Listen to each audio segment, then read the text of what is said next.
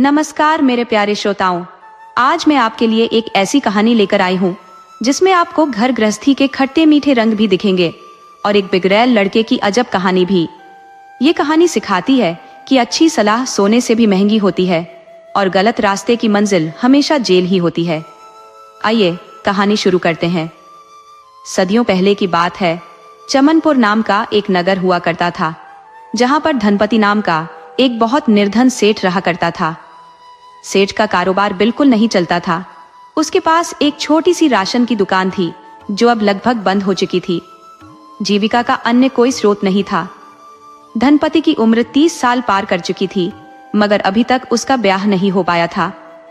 उसके लिए अच्छा ही था कि जब खुद का पेट नहीं चल पा रहा था तो पत्नी का पेट कैसे पाल पाता।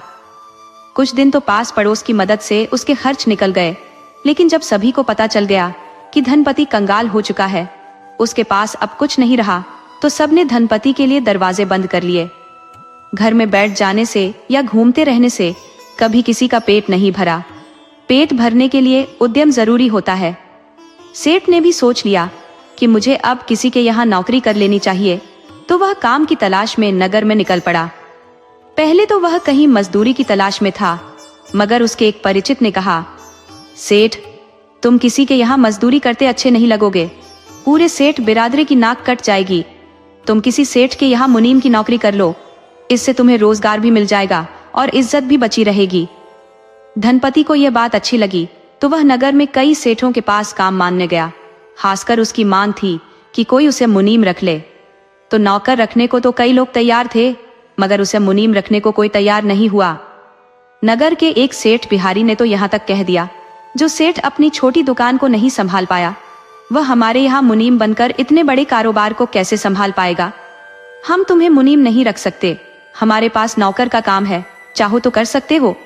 इस तरह धनपति 10 से ज्यादा सेठों के पास गया, मगर सबने एक तरह का ही जवाब दिया। क्योंकि अब धनपति सोच चुका था कि मुझे कहीं मुनीम का काम नहीं मिलने वाला, तो अब जिस सेठ के पास जाऊंगा और वहां मुझे जो भी काम मिलेगा वो काम कर लूंगा। जब किस्मत साथ छोड़ चुकी हो तो पेट भरने के लिए कोई भी कार्य कर लेना चाहिए। धनपति की नजर में अब एक ही बड़ा सेठ बचा था, जिसका नाम कटारी लाल था। कटारी लाल स्वभाव का सरल आदमी था, मगर अंदर से बहुत बदमाश आदमी था। कोई देखता तो यही कहता कि कटारी लाल बहुत नेक आदमी है, मगर जब एक बार उसकी गिरफ्त में आ जाता तो जल्दी फिर नहीं छूटता था। वह नौकरों को बहुत चालाकी से गुलाम बना लेता था। कोई नौकर उसकी चालबाजी समझ नहीं पाते और उसका गुलाम बन जाते। उसकी खतरनाक चाल से धनपति परिचित नहीं था। धनपति काम खोजते हुए कटारी लाल के पास जा पहुंचा। सेठ जी, मुझे अपने यहाँ कोई काम दे दीजिए, मुझे काम की तलाश है। धनपति ने यह नहीं बताया कि मैं पहले एक दुकानदार था। ये बात जिस किसी से कह देता कि मैं पहले दुकानदार हुआ करता था, तब सेठ गुस्से से सवालों की झड़ी लगा देते थे। दुकान का क्या हुआ, दुकान बंद क्यों हो गई, तो वह किस्मत का रोना रो देता कि मेरी किस्मत खराब थी, तकदीर ने साथ नहीं दिया, इसलिए दुकान बंद हो गई। तब सेठ कह देते, अरे बाप रे, तू किस्मत का मारा आदमी है, तेरे को रखने से तो हमारी किस्मत भी खराब हो जाएगी। किसी मनहूस को तो अपने पड़ोस में नहीं बसने देना चाहिए। तू तो घर में नौकरी की बात करता है, तेरे लिए हमारे पास कोई काम नहीं है, जाओ जाओ भागो यहाँ से। इस तरह की झिड़की वह कई सेठों से सुन रखा था, तो पहले से सजग था। वह नहीं बताया कि मैं सेठ हूँ या मेरी कोई दुकान थी। कटारी लाल उसे नौकर रखने को तैयार हो गया। वो धनपति से बोला, तुम्हें महीने के 20 चांदी के सिक्के मिलेंगे, तुम्हें काम करना है तो काम में लग जाओ, गोदाम में बहुत काम है। धनपति के पास काम की कोई कमी नहीं थी, बस मजदूरों की कमी थी। कोई जानकार मजदूर कटारी के आसपास भी नहीं फटकता था। धनपति कटारी लाल के पास काम शुरू कर दिया। जब उसे 1 माह काम करते हो गया, तब सेठ से बोला, सेठ जी, मेरा पगार मिल जाता तो बहुत अच्छा होता। सेठ बोला, हाँ, तुम अपना पगार ले लो, इसमें कौन सी बड़ी बात है, चलो हम तेरा हिसाब कर देते हैं। धनपति खुश हुआ कि चलो आज सेठ जी पगार देंगे तो मैं अपने लिए कुछ कपड़ा और एक जूता खरीद लूंगा, मेरे जूते कई माह से फटे हुए हैं। सेठ अपना बही मंगाया और हिसाब किया। दोनों वक्त मिलकर 30 चांदी के सिक्के का भोजन खा गए हो। 10 सिक्के तो तेरे रहने के कमरे का किराया हो जाता है, मगर मैं उसे माफ कर देता हूँ, फिर भी तुम्हारी मजदूरी काट कर 10 तेरे पास निकलते हैं, उसे जल्दी से मेरे पास जमा कर दो। धनपति बोला, सेठ जी क्यों मजाक करते हो? अरे जहाँ कोई काम करता है वहाँ रहने और भोजन के पैसे थोड़े लगते हैं। सेठ कटारी बोला, महानुभाव, संसार में सारे उद्यम पेट भरने के लिए ही होते हैं। अगर पेट नहीं रहता तो किसी के यहाँ कोई काम नहीं करते, मैं व्यापार नहीं करता, तुम मेरा नौकर नहीं बनते। तुम किसी होटल या ढाबे में जाकर भोजन खा लो और कहो कि भोजन का पैसा थोड़े लगता है, तब तुम्हें वे लोग मजा चखा देंगे। तुम बहस मत करो, पैसा निकालो और जमा करो। धनपति बोला, सेठ जी जिस दिन मैं काम पर लगा था उस दिन यह बात तय नहीं थी। कटारी लाल बोला, मैं कहाँ कहता हूँ कि कोई बात तय थी, मैं तो तुम्हें 20 सिक्के पर काम करने के लिए रखा था। मैं कहाँ कहा था कि भोजन, कपड़ा और मकान फ्री में मिल जाएगा? ये तो तुम्हें पूछ लेना चाहिए था। मुझे तो अब तेरी नीयत पर शक होने लगा है, तो मुझे बदमाश आदमी दिखाई पड़ रहा है। तू अब भी मेरा पैसा जमा कर और फूट यहाँ से। धनपति बोला, मेरे पास पैसे नहीं है, मैं कहीं दूसरी जगह काम करके आपके पैसे लौटा दूंगा। मैंने बहुत घाघ व्यापारी देखे, मगर आप जैसा कहीं नहीं देखा।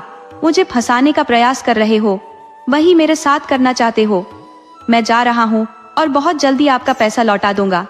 कटारी बोला, मेरी आंख में धूल झोंकने की कोशिश कर रहे हो, यहाँ से भाग जाना चाहते हो? अरे आज तक कोई कटारी का एक पैसा लेकर नहीं भाग पाया, तो तुम कैसे भाग जाओगे? तुम जब तक मेरा पाई पाई चुका नहीं देते गोदाम के अंदर बंद रहोगे।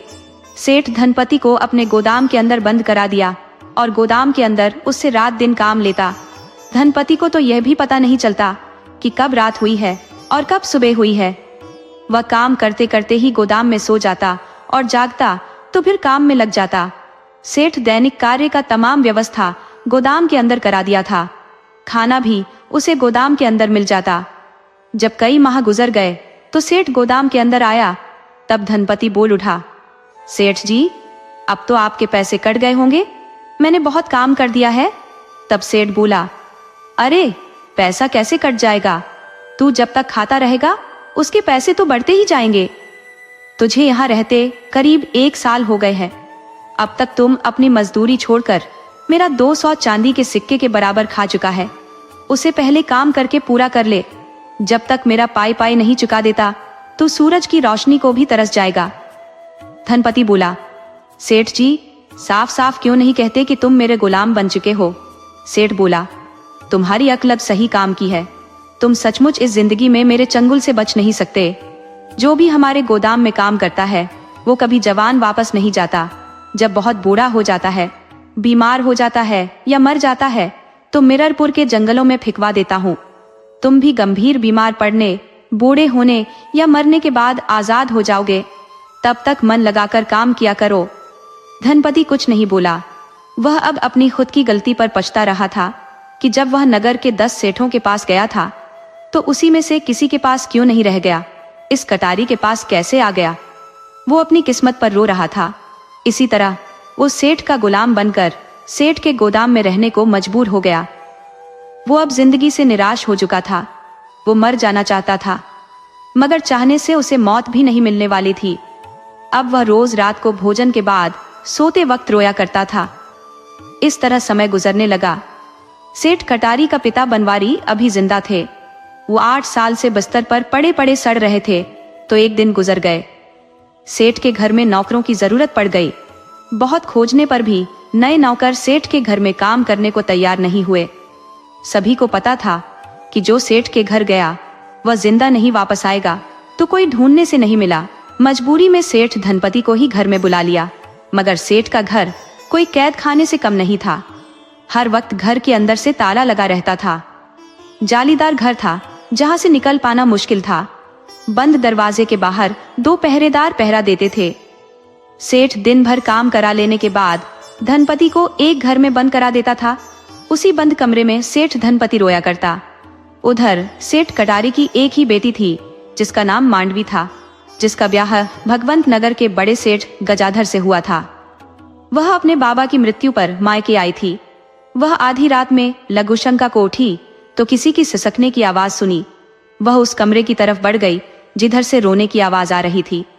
उसने खिड़की से देखा कि एक नौजवान रो रहा है। वह अपने पिता को पहले से ही जानती थी कि धन पशु है, वह पैसे के लिए कुछ भी कर सकता है। उसे खुद भी सेठ ने कहीं का नहीं छोड़ा था। उसे याद हुआ आया कि 3 साल पहले भगवंत नगर का सेठ गजाधर, जिसकी उम्र उस समय 60 साल थी, वो पिता को 1 लाख सोने का मुद्रा उधार दिया था, मगर पिता उसे लालचवश लौटाना नहीं चाहता था। वो बार बार तगादा के लिए आता रहता था, मगर मांडवी के पिता ने मन बना लिया था कि उसका पैसा नहीं देना है। गजाधर जब बार बार आते आते थक गया तो कटारी सेठ को धमकी दी, मैं अब राज दरबार जाऊंगा और राजा से शिकायत करूंगा। अब राज दरबार में ही फैसला होगा कि तुम पैसा क्यों नहीं लौटाएगा। सचमुच वो राज दरबार चला गया तो राजा कटारी सेठ को राज दरबार बुलवा लिया और राजा कटारी से पूछा, तुम गजाधर का पैसा क्यों नहीं लौटाना चाहता? तब कटारी बोला, महाराज, मैं तो अपनी सारी जायदाद ही गजाधर को देना चाहता हूँ। दरअसल इन्हें भूलने की बीमारी है।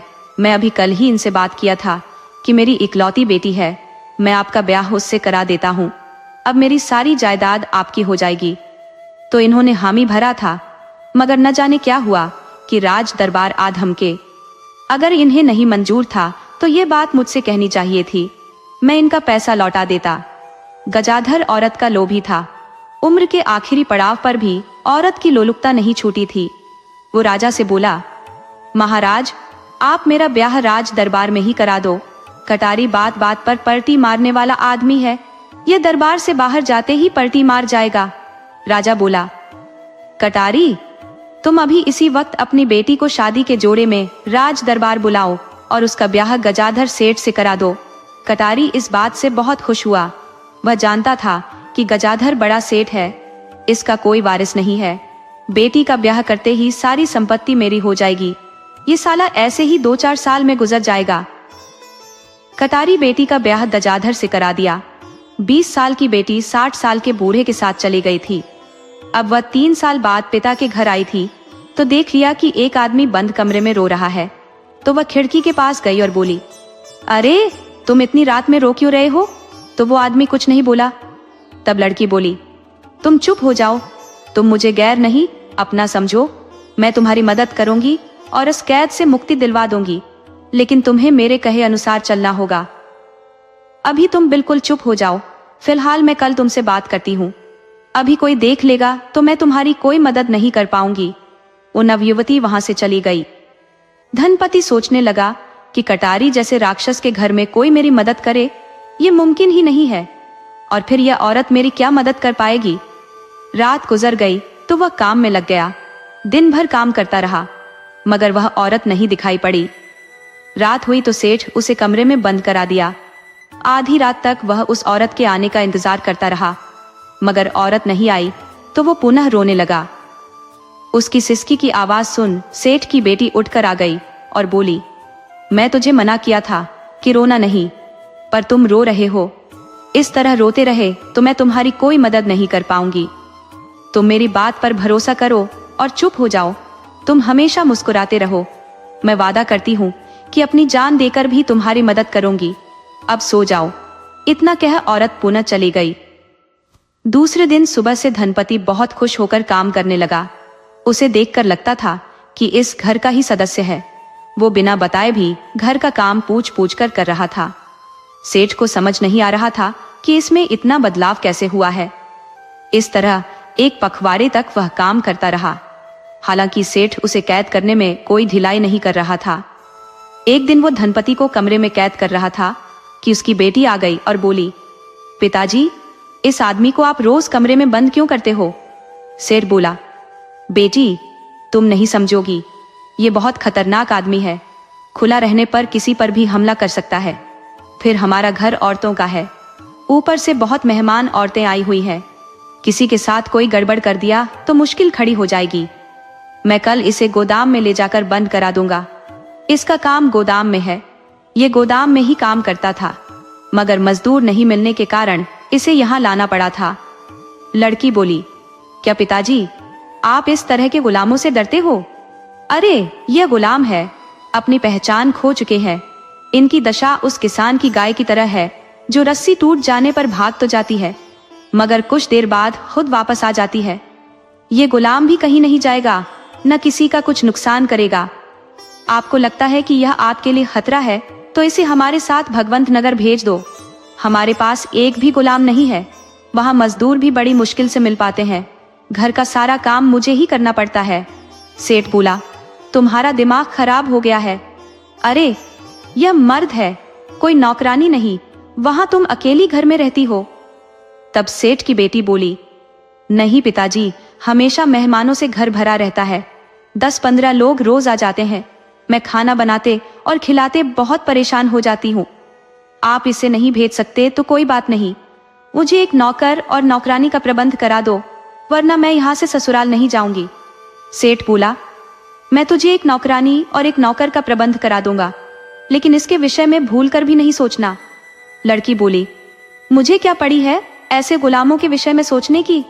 आपको जो करना है करो, आपको ज्यादा खतरा है तो इसका हाथ पैर बांध कर घर में डाल दो, इसकी आंख पर पट्टी बांध दो, आपकी मर्जी।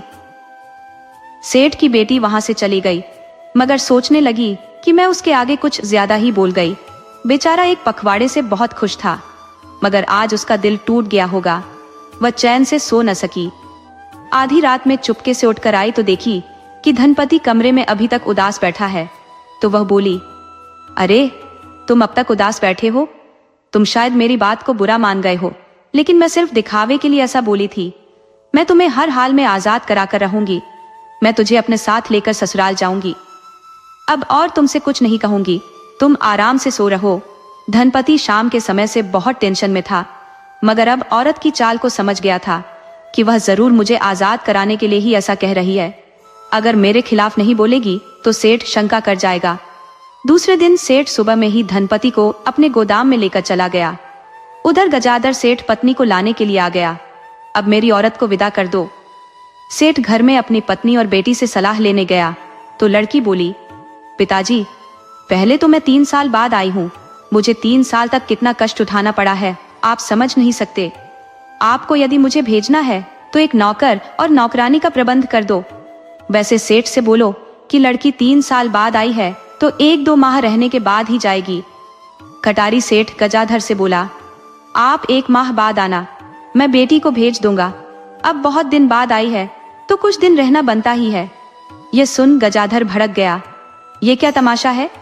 तुम जानते हो कि मेरे को हवा छोड़ने की भी फुर्सत नहीं है और तुम मेरी पत्नी को भेजने से आनाकानी कर रहे हो।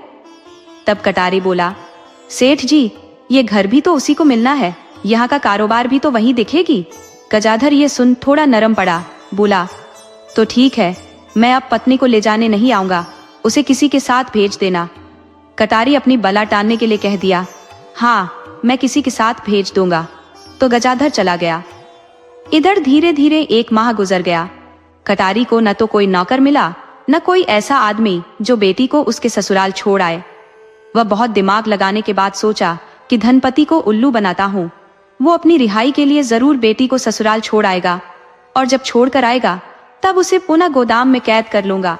तो वह धनपति के पास गया और बोला, धनपति, यदि तुम चाहते हो कि मैं तुझे आजाद कर दूं, तो एक मेरा काम करना होगा, तुम्हें मेरी बेटी को भगवंत नगर छोड़कर आना होगा। धनपति बोला, सेठ जी, आप जो भी कहोगे मैं मानने को तैयार हूँ, बस मुझे आजाद कर दो। मैं जिंदगी भर आपके यहाँ काम करता रह जाऊंगा, मगर स्वतंत्र होकर। मुझे यह गुलामी अच्छी नहीं लगती। मैं वादा करता हूँ कि मैं आपका हर कहा मानूंगा। सेठ बोला, ज्यादा होशियार मत बनो, मैं जितना कहता हूँ उतना करके आओ। हाँ, तुम कोई चालाकी दिखाने की कोशिश मत करना, क्योंकि 2 मेरे आदमी तुम्हारे पीछे पीछे भेष बदल कर जाएंगे और तुम्हारे पीछे पीछे छिपकर यहाँ तक आएंगे। धनपति बोला, सेठ जी, मैं अब आपका गुलाम हूँ, मुझे आपकी हर आज्ञा मंजूर है। सेठ बेटी के पास गया और बोला, मैंने एक आदमी का व्यवस्था कर दिया है, तुम उसके साथ ससुराल चली जाना और वहां जाते ही उस आदमी को वापस भेज देना। लड़की पहले यह जानना चाहती थी कि आखिर वह आदमी कौन है। वह सेठ से पूछ ली, पिताजी, आप किसके साथ मुझे ससुराल भेज रहे हो? तब कटारी बोला, तुम उस गुलाम धनपति के साथ चली जाना। लड़की बोली, लेकिन आप कह रहे थे कि वो खतरनाक आदमी है। तब कटारी बोला, बेटी है, इस वक्त धनपति एक चूहा है, तुम उसके साथ आराम से जा सकती हो। लड़की बोली, मेरे नौकर का क्या हुआ? तब सेठ कटारी बोला, उसकी चिंता मत करो, प्रबंध होते ही भिजवा दूंगा। तुम चाहो तो उस चूहे को 1-2 माह अपने यहाँ रख लेना, जब मैं कोई नौकर भेजूंगा तब उसे वापस भेज देना। धनपति बहुत काम का आदमी है, 4 मजदूरों का काम अकेले कर जाता है। सेठ की बेटी मांडवी बोली, ठीक है पिताजी, जब आप नौकर भेज दोगे तो इस धनपति को आपके पास भेज दूंगी। दूसरे दिन ही सेठ धनपति के साथ बेटी को भेज दिया। भगवंतपुर चमनपुर से 90 मील दूर था। तांगे से जाने में भी 2.5 दिन लग जाते थे। सेठ के पास बहुत धन था, मगर तांगा नहीं खरीदा था, तो किराए के तांगे से दोनों को साथ भेज दिया। तांगा दिन भर चलता रहा। शाम होने पर सेठ की बेटी और धनपति एक सराय में कमरा लेकर ठहर गए, जबकि तांगे वाला अपने तांगे की रखवाली के लिए तांगे के पास सो रहा। सराय में जब मांडवी और धनपति ठहरे तब दोनों को बात करने का फुर्सत मिल गया। अब दोनों खुलकर बात कर सकते थे। धनपति बोला, देवी जी, आपका बहुत उपकार कि मुझे आजाद करा दिया। मैं भोर में यहाँ से भागकर कहीं चला जाऊंगा। मांडवी बोली, तुम इतनी जल्दी घबरा जाते हो? अरे भागकर कहाँ जाओगे? जहां भी जाओगे तुम्हें तुम्हारी परेशानियां पीछा करती रहेंगी। अब तुम मुझे बताओ कि तुम कौन हो, मेरे पिता के पास कैसे फंस गए? तब धनपति ने अपनी जिंदगी की सच्चाई बता दी। मैं चमनपुर का ही एक गरीब सेठ था। मेरे पास एक किराना दुकान थी। पूंजी नहीं होने के कारण मेरी दुकान टूट गई। मजबूरी में मुझे उसे बेचना पड़ा। जब भूखमरी की नौबत आई तो काम खोजने घर से निकला। मुझे कई जगह काम भी मिला, मगर मेरा दुर्भाग्य था कि कटारी सेठ के यहाँ फंस गया और उसने मुझे धोखे से गुलाम बना दिया। बस इतनी सी मेरी कहानी है। मांडवी बोली, तुम्हारे बच्चे और पत्नी कहाँ है? तब धनपति बोला, गरीब का ब्याह कहाँ होता है कि उसके पास बच्चे और पत्नी हो। मांडवी कुछ अपनी बात कहने से पहले धनपति का बैकग्राउंड खंगाल लेना चाहती थी कि वास्तव में मेरे काम का है भी या नहीं। जब अच्छी तरह परख ली कि इसका कोई नहीं है, तब बोली, तुम मेरे विषय में कुछ नहीं पूछोगे कि मैं खुश हूं या नहीं? मेरा पति कैसा है? मेरा ससुराल कैसा है? धनपति बोला, आप धनवान की बेटी हो, आपको भला क्या तकलीफ हो सकती है? तब मांडवी बोली, मेरी तकलीफ पहाड़ से भी बड़ी है, सुनोगे तो कलेजा मुंह को आ जाएगा। तुम नहीं जानते कि जितना दर्द एक औरत सह लेती है उतना कोई मर्द नहीं सह सकता। धनपति बोला, माफ करना, मैंने आपको बहुत सुखी मान लिया था, परंतु आप भी दुखियारी हो, मुझे नहीं पता था। दरअसल मैं अकेले ही रहा हूँ, मुझे कभी किसी औरत को समझने का मौका नहीं मिला। आप मुझे अपनी व्यथा सुनाइए, दुख दर्द बांट लेने से दर्द कम हो जाता है। तब मांडवी ने बताया, मेरे पिता धन के लोभ में एक बूढ़े से ब्याह करा दिए। वो मेरे दादा की उम्र का है। जब से मैं ब्याह कर गई हूँ, मुझे वह एक दिन भी मर्द का सुख नहीं दे सका। मैं विवाहित होते हुए अब तक कुंवारी हूँ। उस सेठ के पास धन की कोई कमी नहीं है, मगर मेरे लिए सब बेकार है। बहुत बड़ी हवेली है, उसमें अकेली रहती हूँ। हवेली मुझे काटने दौड़ती है। धनपति बोला, आपने अपने पिता से कहा था कि आपका घर हमेशा मेहमानों से भरा रहता है, आपको नौकर या नौकरानी चाहिए। तब मांडवी बोली, आप जब इतना सरल रहोगे तो हमेशा गुलाम रहोगे।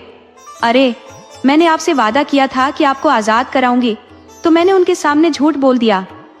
मैं जानती थी कि मेरे पिता जरूरत पर मुझे दोबारा कहीं बेच देंगे, मगर अपनी आंटी से एक कौड़ी डीला नहीं करेंगे। आप खुद से अनुमान लगाओ कि कोई भी आदमी क्या किसी गैर के साथ बेटी को भेज सकता है? लेकिन मेरे पिता ने भेज दिया, ये जानते हुए कि रास्ते में रात होगी, दोनों को साथ ठहरना पड़ेगा, शायद एक कमरे में एक बिस्तर पर, फिर भी भेज दिया। अब आप और हम इस कमरे में हैं, सचमुच एक बिस्तर है। एक आदमी बिस्तर पर सोएगा तो दूसरा भूमि पर, या फिर हम एक बिस्तर पर मजबूरी में सोएंगे। धनपति बोला, मैं भला गरीब आदमी बिस्तर पर बैठ कैसे सकता हूँ? मैं भूमि पर सो जाऊंगा। मांडवी बोली, नहीं, आप बिस्तर पर सो जाओ, मैं जमीन पर सो जाती हूँ। इस तरह दोनों बड़ी देर तक बैठे रहे। आखिर में मांडवी ने ही फैल किया, देखिए, मैं आपको बड़ी उम्मीद से साथ लाई हूँ। आप मेरी उजड़ी जिंदगी में बाहर ला सकते हैं। आप दिन में मेरे नौकर रहोगे, मगर रात में मेरे पति रहोगे, और हम आज से ही इसकी शुरुआत कर देते हैं। अब संकोच मत करो।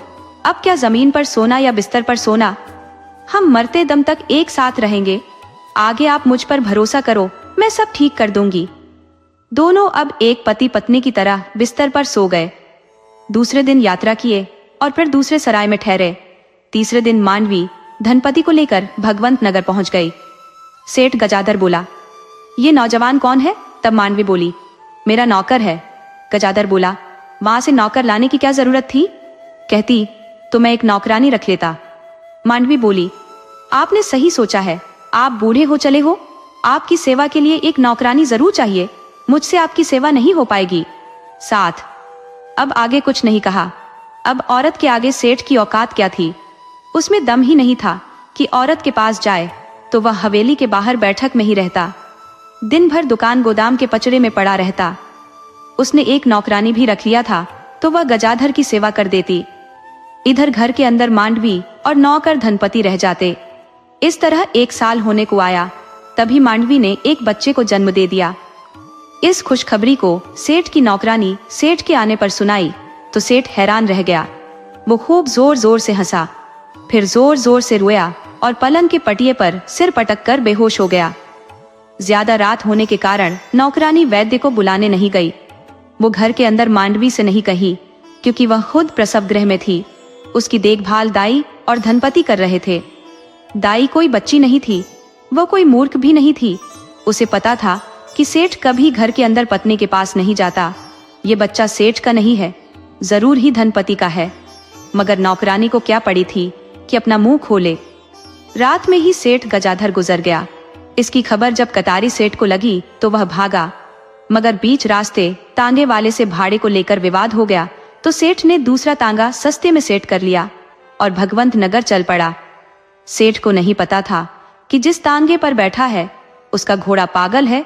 घोड़ा चलते चलते पगला गया और दौड़ लगा दिया। घोड़े के इधर उधर दौड़ने से तांगा पलट गया। सेठ कटारी तांगे के नीचे दबकर मर गया। अब दोनों जगह की जिम्मेवारी मांडवी पर आ पड़ी तो मांडवी ने चमनपुर में ही कारोबार करना उचित समझी। वह भगवंतपुर का सारा कारोबार समेटकर चमनपुर आ गई। वह अब धनपति से ब्याह कर ली थी। इस तरह दोनों चमनपुर में व्यापार करने लगे और अपने बेटे का पालन करने लगे। जब बहुत ज्यादा धन का मालिक धनपति बन गया तो उसे घमंड हो गया। वह अपने आगे किसी भी सेठ को कुछ समझता ही नहीं था। अब उसका बेटा करण भी बड़ा हो चला था। उसके ब्याह के लिए रिश्ते भी आने लगे थे, लेकिन सेठ धनपति किसी को कोई महत्व नहीं दिया, जबकि मांडवी चाहती थी कि बेटे का ब्याह हो जाए। वह कई बार धनपति को समझाई भी, इस तरह किसी से बेरुखी से पेश मत आओ। आखिर बेटे का ब्याह किसी सेठ के यहाँ ही करना है। कोई राजा राजकुमारी का रिश्ता लेकर आपके पास नहीं आएगा, इसलिए आप कोई अच्छा रिश्ता देखकर उसे स्वीकार कर लो। लेकिन धनपति की आंख पर तो धन का पर्दा छड़ गया था। धनपति ने एक व्यापारी जगजीवन को 1000 स्वर्ण मुद्रा उधार दे दिया था। वह व्यापारी कालीपुर का था, अक्सर चमनपुर आता और सेठ धनपति के यहाँ से सामान खरीद ले जाता। बाहर अरब देश से घोड़े के व्यापारी घोड़ा बेचने आए थे तो जगजीवन को एक घोड़ा पसंद आ गया था और उसके पास उसे खरीदने को पैसे नहीं थे, तो उसने धनपति से उधार ले लिए। मगर जब वह घोड़ा लेकर गया तो 3 साल बाद भी वापस नहीं आया। तब धनपति ने बेटे से कहा, तुम कालीपुर जाओ और पता लगाओ कि जगजीवन मर गया या जिंदा है। ससुर को गए हुए 3 साल गुजर गए, मगर वह अब तक नहीं आया। तुम कल सुबह ही कालीपुर जाओ। सेठ ने तो बेटे से कह दिया, मगर यह भूल गया कि कालीपुर 70 मील दूर है। 2 दिन आने और 2 दिन जाने में लगेगा। तो सेठ का बेटा करण कालीपुर के लिए चल दिया। पहले दिन चलने के बाद वह एक सराय में ठहर गया। सराय में कालीपुर के व्यापारी ठहरे थे। वह करण से पूछ लिए, भाई तुम्हें कहाँ जाना है? तब करण बोला, हमें कालीपुर जाना है, आप लोग कहाँ जाओगे? तब व्यापारी बोले, हमें भी वहीं जाना है। दरअसल हम कालीपुर के ही व्यापारी हैं, हम व्यापार कर लौट रहे हैं। तुम्हें वहां किसके पास जाना है? तब करण ने बताया, हमें जगजीवन सेठ के पास जाना है। ये सुन व्यापारी उदास हो गए। वो कुछ कहना चाहते थे मगर नहीं कह पाए तो करण ने पूछ लिया, आप लोग जगजीवन को जानते हो? तब एक व्यापारी बोला, हाँ हम जानते तो हैं, मगर वह 3 साल से हमसे नहीं मिला है, पता नहीं कहाँ रहता है। अब उसका हमारा व्यापार अलग किस्म का है तो कभी मुलाकात नहीं होती।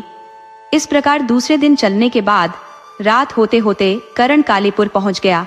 व्यापारियों ने उसके घर का पता बता दिया था। वह जगजीवन के घर पहुंच गया। घर ढूंढने में करण को कोई परेशानी नहीं हुई। दरवाजे पर जगजीवन की बेटी बैठी थी। तो करण ने पूछ लिया, जगजीवन जी का यही घर है? लड़की बोली, हाँ उनका यही घर है, कहिए क्या काम है? करण बोला, जगजीवन जी घर पर है। लड़की ये सुन उदास हो गई, उसके आंख से आंसू बहने लगे। तभी घर में से एक विधवा औरत निकली और बोली, तुम कौन हो बेटा, कहाँ से आए हो? तब करण ने बताया, मैं चमनपुर से आया हूँ, सेठ जी से ही काम था। तब औरत बोली, बबुआ सेठ जी 3 साल पहले गुजर गए, उन्हें पता नहीं कैसे घुड़सवारी का रोग लग गया। वह एक घोड़ा खरीद भी ली थे, मगर वह घोड़ा ही सेठ का काल बन गया। सेठ जी घोड़े से गिरकर मर गए। करण वहां से चलने को हुआ तो औरत ने उसे रोक दिया। रात में कहाँ जाओगे, यहाँ कोई भले लोग नहीं रहते, तुम हमारे घर में ठहरो, कल चले जाना। करण ने देखा कि लड़की लगातार रोए जा रही थी, तो करण बोला, ये रो क्यों रही है? तब औरत बोली, बेटा ये पिता के लिए रो रही है। वह बेटी का ब्याह चमनपुर के सेठ धनपति के बेटे से कराना चाहते थे, मगर उनका अरमान पूरा नहीं हो सका। उसी बात को लेकर रो रही है कि अब इसका ब्याह उस सेठ के बेटे से नहीं हो पाएगा। करण से अब नहीं रहा गया, बोला, माताजी मैं ही धनपति का बेटा करण हूँ। यदि बिना देखे आपकी बेटी मुझे पसंद करती है तो मैं देखकर इसकी भावना की अनदेखी नहीं कर सकता। यदि आपकी इच्छा है तो मैं ब्याह को तैयार हूँ। औरत बोली, बेटा कौन अभागिन होगी जो इनकार करेगी? मेरी बेटी की तुम जिंदगी संवार रहे हो और मैं न कह दूं, ऐसा कैसे हो सकता है? तुम अभी से इसे पत्नी मान लो, दिल से दिल का मिलन ही तो प्रणय बंधन है। वह बेटी से बोली, बेटी वैशाली तुम अपने पति को अपने कमरे में ले जाओ, दोनों भगवान को साक्षी मान पति पत्नी बन जाओ। लड़की तो वर्षों से प्यासी थी, वो हाथ पकड़कर करण को अपने शयन कक्ष में ले गई। करण के पैर धोए, उसे मीठा खिलाई, जल पिलाया, फिर माँ के साथ भोजन बनाई, करण को खाना खिलाई। उसके बाद करण से बोली, मैं तो आपसे बिना देखे प्रेम कर बैठी हूँ, मैं दिल से आपकी पत्नी बन गई हूँ, आप भी मुझे दिल से स्वीकार करें। करण बोला, मुझे जरा भी संशय होता तो आपके शयन कक्ष में क्यों आता? आप मुझे स्वीकार हो, मैं भी दिल से आपको पत्नी मान चुका हूँ, हम भगवान को साक्षी मान जिंदगी की शुरुआत करें। इस तरह कोई 1 पखवाड़ा तक करण कालीपुर में रह गया। वह तो वैशाली की माँ बोली, बेटा तुम्हें आए हुए ज्यादा वक्त बीत गया है, सेठ धनपति बहुत परेशान होंगे, हो सकता है वह यहाँ भी आ जाए। इससे पहले तुम यहाँ से चले जाओ, साथ में वैशाली को लेते जाओ। मैं जानती हूँ तुम एक दूसरे के बगैर एक दिन भी नहीं रह सकते। करण बोला, आपकी बात सत्य है, मैं अपनी पत्नी के बगैर नहीं रह सकता, मेरा मन किसी कार्य में अब लगेगा ही नहीं, मगर जब पत्नी मेरे घर में रहेगी तो मुझे पूर्ण संतोष रहेगा और मैं अपना कारोबार बिना किसी चिंता के कर पाऊंगा। लेकिन मेरी पत्नी आपके पास रह गई तो मेरा मन तो यहीं रह जाएगा। औरत बोली, मैं सारी तैयारी कर दी हूँ, सुबह में चले जाना। दूसरे दिन करण वैशाली को लेकर अपने नगर चमनपुर चल पड़ा, मगर उसका स्वागत घर में नहीं हुआ। पिता ने साफ कह दिया, ये औरत तुम्हारी पत्नी नहीं बन सकती, जहां से इसे उठा लाया है वहीं इसे छोड़ आओ। करण बोला, पिताजी ये लड़की मुझे सड़क पर नहीं मिली है, बल्कि एक संस्कारी परिवार की है, ये जगजीवन की बेटी है। धनपति बोला, जगजीवन और संस्कारी, तुमने ये सोच कैसे लिया? साला मेरा 1000 स्वर्ण मुद्रा लेकर भाग गया। करण बोला, पिताजी आप हमारी बात सुनते नहीं, सिर्फ अपनी कहते जा रहे हो। अरे जगजीवन अब इस दुनिया में नहीं है, वह जब यहाँ से घोड़ा खरीद कर गए थे तभी घोड़े से गिरकर मर गए थे, इसीलिए आपका पैसा लौटाने नहीं आ सके थे। वह अपनी पत्नी से भी नहीं बताए थे कि मैंने किसी का उधार लिया है, उनकी बेटी अनाथ हो चुकी थी, इसलिए मैंने इससे ब्याह कर लिया। ये रूप गुण की खान है, बहुत संस्कारी और धर्मपरायण है। सेठ बोला, मैंने यहाँ कोई अनाथालय नहीं खोल रखा है कि अनाथों को ढूंढ ढूंढ कर लाओ और इस अनाथालय में रखो। तो यदि तुम्हें इस घर में रहना है तो इस लड़की को छोड़कर आना ही पड़ेगा, वरना इसके साथ तुम भी चले जाओ। करण की माँ मांडवी सेठ की कड़कती आवाज सुन घर से बाहर आई। वह तुरंत बहू का हाथ पकड़कर घर के अंदर ले गई। सेठ पत्नी पर भी आंख दिखाया तो वह औकात याद दिला दी।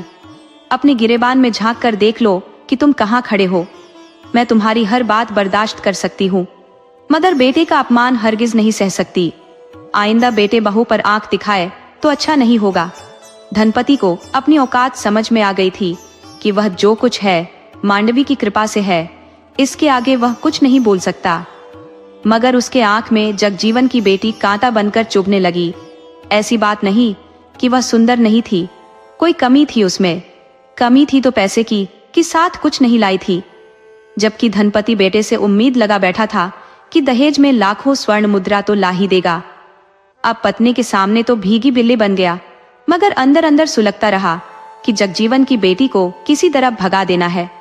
जब कभी घर में अकेली मिलती है उसे भगा दूंगा। इस तरह उसे मौका ही नहीं मिल रहा था। वैशाली को रहते 1 साल गुजर गए। उसके अब पांव भारी हो गए थे। करण की माँ नगर के बड़े मंदिर में बहू की गोद भरने के लिए मन्नत मांगी थी, तो जब उसे पता चला कि बहू के पांव भारी हैं, तब बेटे से बोली, बेटा, हम बहू को तो साथ लेकर मंदिर जा नहीं सकती, उसे परेशानी हो सकती है, मगर उसके बदले तुम मेरे साथ चल सकते हो। वो बेटी को साथ लेकर मंदिर प्रसाद चढ़ाने चली गई। मंदिर 3 मील दूर था। आने जाने में और पूजा करने में 3-4 घंटे का समय लग जाना था। जब दोनों चले गए तो सेठ को सुनहरा मौका मिल गया। सोच लिया कि अब मैं वैशाली को घर से भगा सकता हूँ। वो वैशाली के पास गया और बोला, कुतिया की बच्ची, तू अभी मेरे घर से निकलकर भाग जा, वरना मैं तेरी गला दबाकर मार डालूंगा। तू क्या मेरे घर को अपनी दादा की दालान समझ बैठी हो? अभी निकल जा। तब वैशाली बोली, मैं आपके कहने से इस घर से नहीं जाने वाली। हाँ, मेरा पति कह देगा तो चली जाऊंगी। आपको यह बात मेरे पति, मेरी सास के सामने कहना चाहिए था। धनपति बोला, साली, तू दोनों की मति फेर दी है, दोनों पागल हो गए हैं। मगर मैं पागल नहीं हूँ। वैशाली बोली, आप उनके आने का इंतजार करो। धनपति बोला, मुझे बड़ी मुश्किल से आज समय मिला है, तू अब देर मत कर। वैशाली बोली, नहीं, मैं नहीं जाऊंगी। तब धनपति घर में से एक तलवार उठा लाया और बोला, अभी निकल जा, नहीं तो काट डालूंगा। वैशाली सोची कि मेरा निकल जाना ही ठीक है, वरना यह धन पशु कुछ भी कर सकता है। ये मेरे इज्जत के साथ खिलवाड़ भी कर सकता है। अपना पाप छिपाने के लिए मेरी हत्या भी कर सकता है। वो घर से निकल गई और अनजान रास्ते पर चल दी। वो जब से आई थी तब से घर के अंदर ही थी। उसे किसी रास्ते की जानकारी नहीं थी, तो वह अंदाजे से ही चल पड़ी। वह मंदिर में अपने पति और सास के पास जाना चाहती थी। वह नगर से बाहर का रास्ता पकड़ ली। उसने किसी से रास्ता पूछा भी नहीं। उधर पूजा कर्म के बाद माँ बेटा लौट रहे थे तो करण बोला, माँ, इस रास्ते में सुबह में बहुत भीड़ हो जाती है, हम बाहर वाला रास्ता पकड़ लेते हैं। तो दोनों नगर के बाहर वाले रास्ते से चल पड़े। संयोग से उसी रास्ते वैशाली जा रही थी। दूर से देखकर करण बोला, माँ, वह औरत लगता है कि वैशाली है। तब माँ बोली, वह यहाँ क्यों आएगी? अरे, होगी कोई दूसरी औरत। कि तभी वैशाली पास आ गई और पति और सास को देख रोने लगी। उसने बताया कि किस तरह ससुर जी ने घर से निकाल दिया है। करण की माँ मांडवी आपे से बाहर हो गई। वो बहुत गुस्से में थी। वह घर आते ही धनपति से बोली, अब मुझे तुम्हारी कोई जरूरत नहीं है। मुझसे भूल हुई थी कि तुम्हें कीचड़ से बाहर निकाल लाई थी। तुम्हें एक भला इंसान समझा था। तुम्हें वह हर सुख पहुंचाया जो तुम्हें इस जिंदगी में नसीब नहीं होने वाला था। तुम एक सड़क का भिखारी था, तुझे अपना पति बना लिया, मगर मैं भूल गई थी कि जूते को सिर पर रख लेने से टोपी नहीं बन जाता। कुत्ते की दुम को कितना भी सीधा करो, वह टेढ़ी ही रहती है। नियम के पेड़ को घी, शक्कर और दूध से सींचो, तब भी कड़वाहट नहीं छोड़ता। मांडवी बोली, हमारा तुम्हारा साथ यहीं तक था, अब तुम हमारे घर से जा सकते हो। तुम्हारा यहाँ कुछ भी नहीं है, सब कुछ मेरा है। जिस जमीन पर खड़े हो वह भी मेरी है। धनपति की जैसे नींद खुल गई थी। वह पत्नी का पैर पकड़कर माफी मांग लेना चाहता था। वह औरत से बोला, मुझे माफ कर दो, मुझसे गलती हो गई है, मैं अपनी औकात भूल गया था। सचमुच तुमने मुझे नई जिंदगी दे दी थी, वरना मैं सेठ के गोदाम में ही मर गया होता। मांडवी बोली, अब आंसू मत बहाओ, यहाँ से जाओ, अब मुझे तुम्हारी कोई जरूरत नहीं है। धनपति जानता था कि जब मांडवी नाराज हो जाती है तो उसे कोई नहीं मना सकता, और जो मन में ठान लेती है वही करती है। वो रोते हुए जाने लगा। तभी वैशाली सामने आकर खड़ी हो गई और बोली, पिताजी, आप कहीं नहीं जाएंगे, सारे फसाद की जड़ तो मैं हूँ, मैं इस घर से चली जाती हूँ। मांडवी बोली, बहू, पगला गई हो, तुम यह क्या कह रही हो? सेठ को जाने दो। तब वैशाली बोली, माँ, पिताजी को माफ कर दो, ये अपनी गलती मान चुके हैं। गलती इंसान से ही होती है, मगर इंसान जब अपनी गलती स्वीकार कर ले तो उसे माफ कर देना चाहिए। सेठ जी, ये आपके पति है। किसी औरत को जीते जी पति का त्याग नहीं करना चाहिए। आज आप अपने पति को छोड़ दो, कल मैं छोड़ दूं। यह तो एक नियम बन जाएगा। हमें कोई नियम नहीं बनाने हैं। आप पिताजी को रोक लो, उन्हें माफ कर दो। मांडवी बोली, बहू, तेरी खातिर माफ कर देती हूँ, मगर सेठ ने दोबारा कोई गलती की तो माफ नहीं करूंगी। सेठ बहू का चरण पकड़ लिया तो बहू दूर हट गई और बोली, आप फिर गलती कर रहे हो। बड़े छोटों के पैर नहीं छूते हैं, बल्कि आशीर्वाद देते हैं। सेठ अब तक बहू को आशीर्वाद नहीं दिया था। बोला, मेरी प्यारी बहू को मेरी भी उम्र लग जाए, ऐसी बहू सबको मिले। मांडवी भी बहू से खुश थी कि यह परम दयालु है। सभी खुशी खुशी रहने लगे।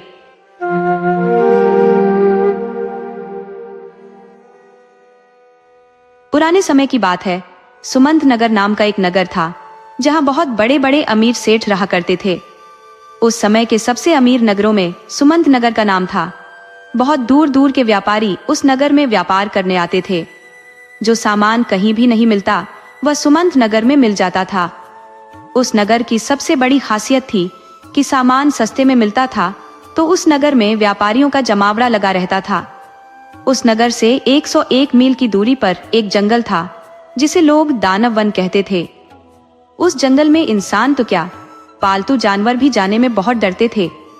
उस जंगल में भयानक खूंखार जंगली जानवरों का बसेरा था, तो लोगों का अनुमान था कि जंगल में दानव रहता है। इस डर से लोग जंगल की तरफ जाते ही नहीं थे। लेकिन इन सब बातों से अलग उस जंगल में एक महात्मा तपस्या किया करते थे। वह अपनी तपस्या से 6 महीने में एक बार उठते और नगर में भिक्षा के लिए आ जाते। वो सिर्फ 5 घरों से भिक्षा लेते और लौट जाते। उन्हें 5 घरों से जितना मिल जाता वही उनके लिए काफी हो जाता। हालांकि धनी सेठों का नगर था। सेठ धार्मिक थे, संत महात्माओं का आदर किया करते थे। महात्मा भिक्षा करके दानव वन में चले जाते और फिर 6 महीने तक समाधि में पड़े रहते। इस तरह उनको तपस्या करते हुए पता नहीं कितने वर्ष बीत चुके थे।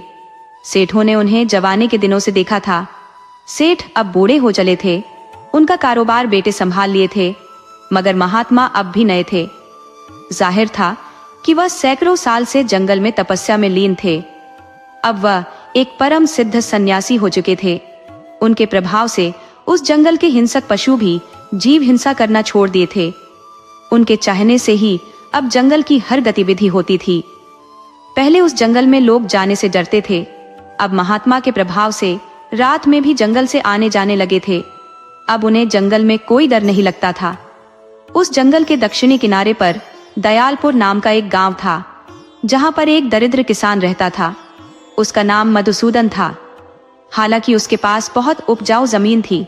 वो मेहनत भी बेहिसाब करता था, लेकिन फिर भी उसका खर्च नहीं चल पाता था।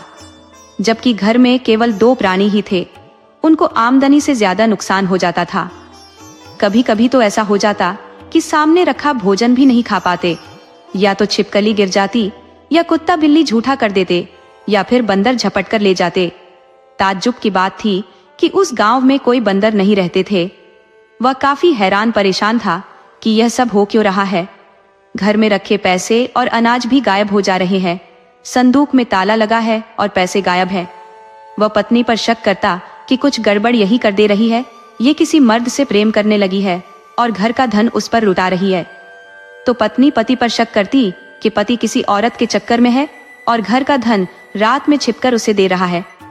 इस बेमतलब की बात पर दोनों आपस में लड़ भी जाते थे कि पैसा तुमने गायब किया है। वह एक दूसरे पर गलत आरोप भी लगाते। उनके पड़ोस में एक बूढ़े आदमी थे, जो दोनों की लड़ाई से रात में सो नहीं पाते थे। वो रात रात भर जागते थे। पहले उनको भी शक था कि पति पत्नी दोनों ही लंपट हैं, लेकिन जब घर से बाहर रात रात भर जाग जाते तो उन्हें विश्वास हो गया कि दोनों में कोई लंपट नहीं है। उन्होंने कभी भी रात में दोनों को घर से निकलते 1 महीने में कभी नहीं देखा। उनके घर में किसी औरत या मर्द को आते हुए भी नहीं देखा। तो उस बूढ़े को विश्वास हो गया कि इनके घर में कोई भूत प्रेत है, जो इन दोनों का सामान गायब कर रहा है और दोनों बेवकूफ लड़ रहे हैं। दूसरे दिन जब पति पत्नी आपस में जोर आजमाइश कर रहे थे, लड़ने भिड़ने को तैयार थे, तो बूढ़ा उनके पास आया और बोला, देखो, तुम दोनों ही बेकार में लड़ रहे हो और एक दूसरे पर शक कर रहे हो, जबकि तुम दोनों ही भले आदमी हो। तुम में से कोई लंपट नहीं है, न तुम दोनों में से किसी का किसी औरत या मर्द से संपर्क है, न ही तुम्हारा धन कोई चोर चुरा रहा है, तुम्हारे घर में कोई भूत है। तुम दोनों किसी सोखा को बुलाओ और अपने घर में झाड़ फूंक कराओ। मधुसूदन बोला, आपको कैसे पता चला कि हम दोनों ही भले हैं? तब उस बूढ़े ने बताया, मैं 1 महीने से रात दिन नजर रख रहा हूँ। तुम्हारे घर में न कोई आ रहा है, न कोई जा रहा है, न तुम दोनों किसी से मिल रहे हो, अतः एक दूसरे पर शक करके अपनी गृहस्थी खराब कर रहे हो। तुम दोनों लड़ने झगड़ने के बजाय मिलजुल कर रहा करो और आपस में विचार कर कोई रास्ता निकालो। देखो कि इसमें क्या कर सकते हो। इतना कहकर बूढ़ा चला गया तो पति पत्नी एक दूसरे को देखे। पति बोला, मैं तुमसे कब से कह रहा था कि मैं गलत नहीं हूं। स्त्री बोली, मैं भी तो गलत नहीं हूं, तो फिर पैसे का क्या हो जाता है। पति बोला, हम आज इस संदूक में 2 सिक्के रखते हैं और बैठकर रात भर निगरानी करते हैं। दोनों बैठकर निगरानी करने लगे। उस बक्से के पास कोई नहीं आया। दोनों सुबह में उस बक्से को खोलकर देखे तो उनके होश उड़ गए। बक्से से पैसा गायब था। अब उन्हें पूरा विश्वास हो गया कि हमारे घर में कोई प्रेत है, तो दोनों ने एक सोखा को बुलाने को सोचा। पता लगाने पर उन्हें पता चला कि बगल के गांव में एक पंडित जी रहते हैं। वह तंत्र मंत्र के जानकार है, वही भूत को भगा सकते हैं। मधुसूदन उस पंडित जी के पास गया तो वह मधुसूदन के घर आने से आनाकानी किए, लेकिन मधुसूदन ने 100 मोहरें देने का लालच दिया तो वह तैयार हो गए। हालांकि मधुसूदन के पास तो कोई पैसा था ही नहीं, जितना था सब गायब हो रहा था। घर आने पर पंडित ने झाड़ फूंक का काम शुरू कर दिया। कुछ देर के बाद बोला, देखो तुम्हारे घर में बहुत खतरनाक भूत है। ये भूत ही सब कुछ गायब कर दे रहा है। मैं इस भूत को भगा तो दूंगा, मगर पहले तुम्हें 100 मोहरें जमा करनी होंगी, नहीं तो तुम्हारा क्या भरोसा, बाद में इनकार कर जाओ। मधुसूदन बोला, महाराज जी, मैं बात का पक्का आदमी हूँ, कभी अपनी बात से पीछे नहीं हटता। दरअसल हमारे हजारों सिक्के उस भूत के पास ही जमा है। आप उस भूत को पकड़कर हमारा पैसा दिला दो, हम उसमें से 100 सोने की मोहरें आपको दे देंगे। अब पंडित जी का चेहरा देखने लायक हो गया था। वह मधुसूदन से बोले, धोखेबाज, तू मुझे उल्लू बना रहा है। भला कोई भूत से भी पैसा वापस ले सकता है? मधुसूदन बोला, जब भूत पकड़ में आ सकता है तो उसके बारे में सब कुछ पता चल सकता है। हम उसके घर में चलकर छापा मार सकते हैं, उसके घर में रखा सारा सामान ले सकते हैं। अगर आपको लगता है कि पैसा कम हो रहा है तो हम आधे पर समझौता कर लेते हैं। पंडित जल्लाता हुआ खड़ा हुआ कि उसके सिर से शिखर पर रखा हुआ मटका टकरा गया। पंडित को लगा कि भूत ने उन पर हमला कर दिया है, तो वह जान लेकर भागा और भागते हुए अपने गांव चला गया। मधुसूदन बोला, यह पंडित भी भाग गया, अब हम क्या करें? तब उसकी पत्नी बोली, जो करना है 1-2 दिन में करो, वरना मैं अब इस बुतहा घर में नहीं रह सकती। मुझे पता ही नहीं था कि तुम भूत प्रेत वाले आदमी हो, वरना मैं ब्याह ही नहीं करती। तुमने तो मेरा जीवन ही नर्क बना दिया। अब कोई उपाय करो, वरना मैं मायके चली जाऊंगी। मधुसूदन बहुत मुश्किल में पड़ गया। वो कई जगह गया, कई सोखा से मिला, मगर उसे कहीं से भी निदान नहीं मिला। तो गांव में आए एक सन्यासी से मिला। सन्यासी ने बताया, बेटा, तेरे घर में कोई भूत प्रेत की छाया नहीं है। ये तेरे पिछले जन्म का कर्म फल है। जो तुमने किसी का धन हड़पा है, किसी का छीन कर खाया है, उसे ही पूरा कर रहा है। जिस दिन वह कर्ज पूरा हो जाएगा, तुम फिर से अमीर बन जाओगे, तुम्हारी दरिद्रता चली जाएगी। वह घर आकर पत्नी से बताया तो वह इस बात को सुनकर चिढ़ गई और बोली, मुझे तुम्हारे साथ नहीं रहना, मैं अब मायके जाऊंगी और दूसरा ब्याह कर लूंगी। अभी मेरी उम्र भी कोई ज्यादा नहीं हुई है, अब तुम अपनी देखो। मधुसूदन पत्नी का पैर पकड़ लिया, तुम मुझे इस विपत्ति में छोड़कर मत जाओ, मैं तुम्हारे लिए हर उद्यम करूंगा। स्त्री बोली, तो ठीक है, तुम मेरे लिए रोज 100 सोने के मोहर लाकर दोगे, तभी रहूंगी। औरत ने इसलिए कह दिया कि न मधुसूदन के पास मोहर होगी, न मुझे रोकेगा। मगर मधुसूदन ने पत्नी की शर्त मान ली तो वह भी नहीं गई। अब समस्या थी कि मधुसूदन 100 सोने के सिक्के लाएगा कहां से। तो उसने चोरी करने का विचार कर लिया और सुमंत नगर चला गया और दिन के वक्त ही एक सेठ के दुकान के पास खड़ा हो गया। उस सेठ सोने का व्यापारी था। अभी अकेला दुकान में बैठा था कि उसको जोर की लघु शंका लग गई थी। वो दुकान से निकलकर घर के अंदर चला गया। शायद उसका गुसलखाना घर के अंदर में था। मधुसूदन को मौका मिल गया।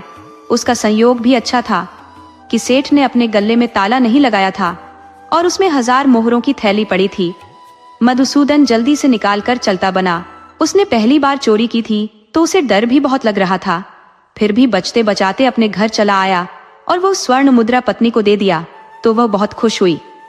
उसने पति से एक बार भी नहीं पूछा कि यह पैसा कहाँ से लाए हो। उसने इस बार संदूक में पैसा न रखकर जमीन के अंदर छिपा दी। आश्चर्य की बात कि दूसरे दिन पैसे कहीं नहीं गए, सब के सब सलामत थे। अब मधुसूदन पत्नी को समझाया कि हमारे दिन अब अच्छे हो चुके हैं, हम अब मेहनत करके अपना खर्च चला लेंगे। पत्नी बोली, तुम अपनी शर्त से पीछे मत हटो।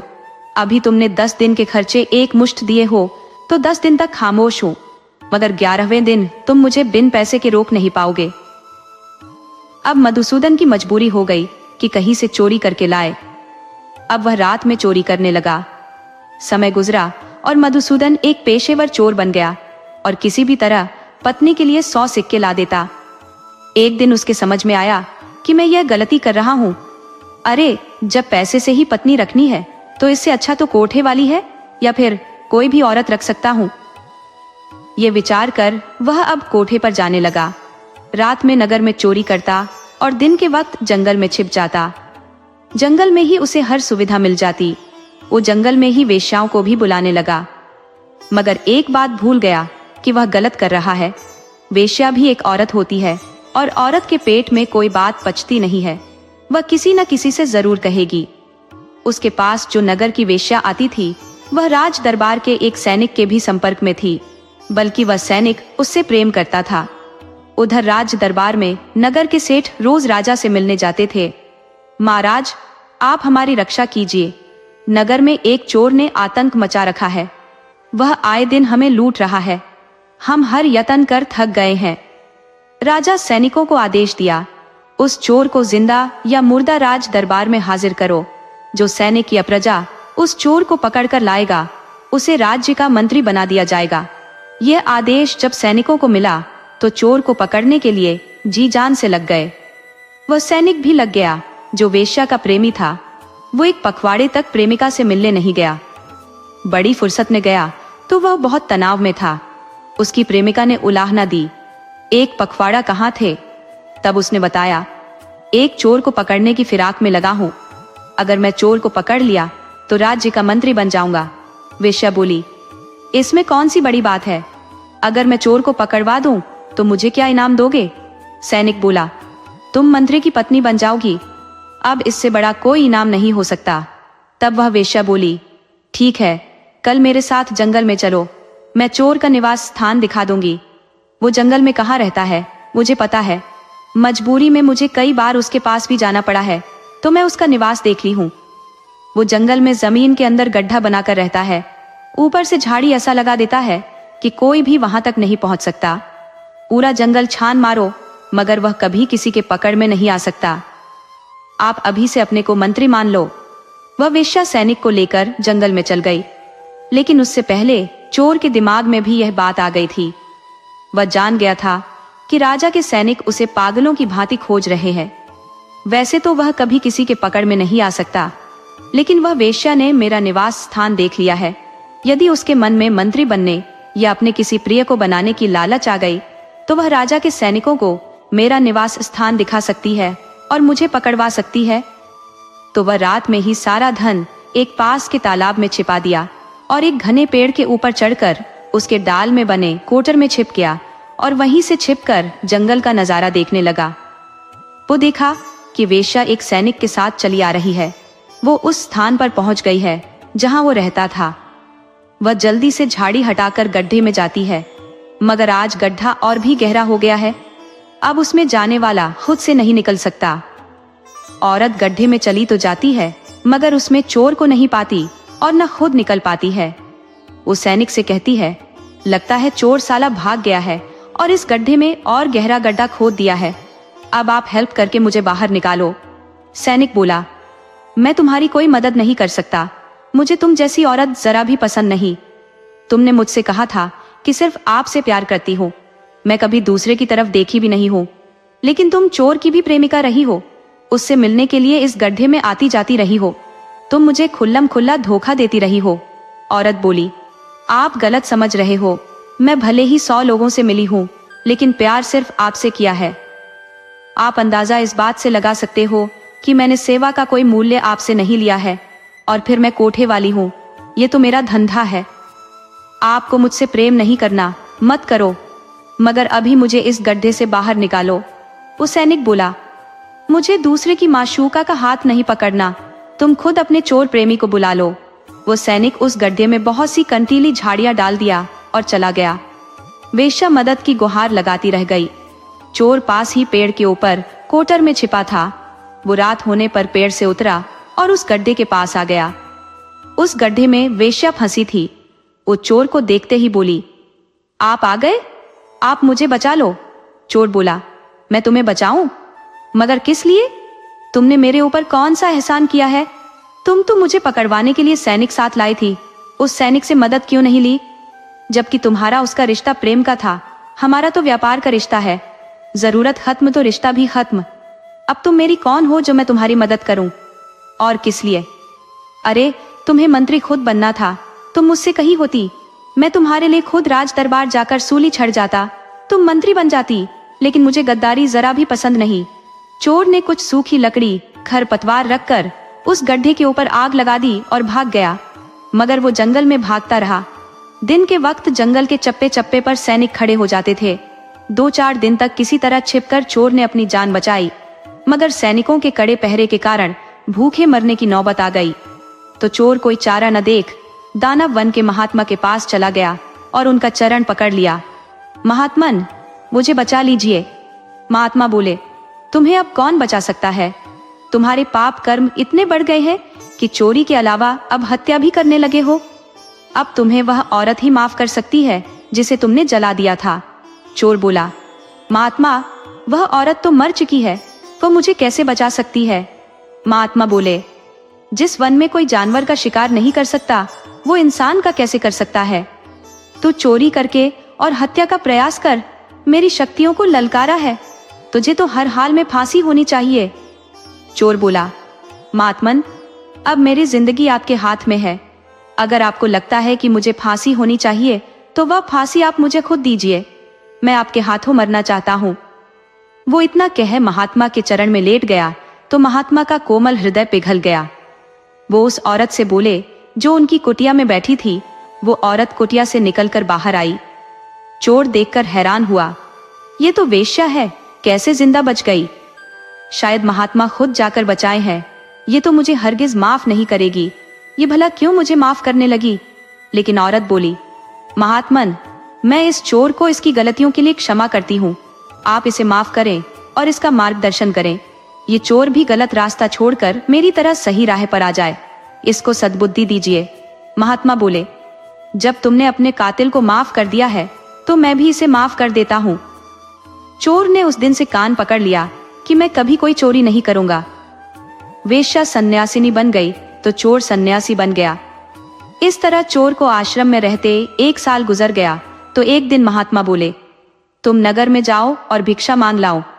चोर भले ही सन्यासी बन गया था, मगर उसे नगर में जाने से डर लग रहा था, तो महात्मा से बोला, महात्मन, मुझे नगर में मत भेजिए, राजा के सैनिक आज भी मुझे पागलों की तरह खोज रहे हैं।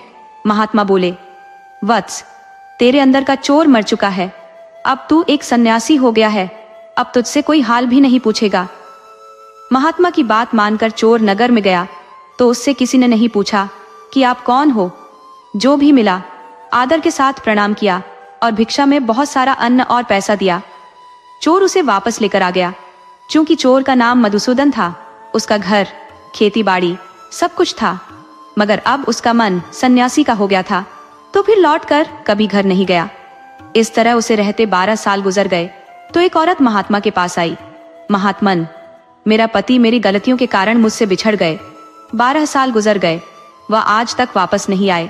महात्मा बोले, तुमने आखिर कौन सी गलती कर दी थी कि वह तुम्हारे पास नहीं आए?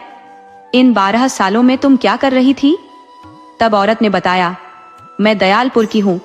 मैं अपने पति के साथ बड़ी सुखपूर्वक 1 साल तक रही थी कि अचानक से घर के संदूक से पैसे गायब होने लगे।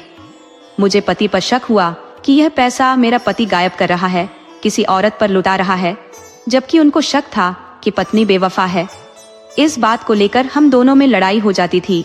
लेकिन एक दिन हमारे पड़ोसी ने हम दोनों की गलतफहमी दूर कर दी कि हम दोनों अपनी जगह पर ठीक हैं, लेकिन पैसा गायब होना और भूत का शंका होना मेरे मन में डर पैदा कर दिया। मैं काफी डर गई।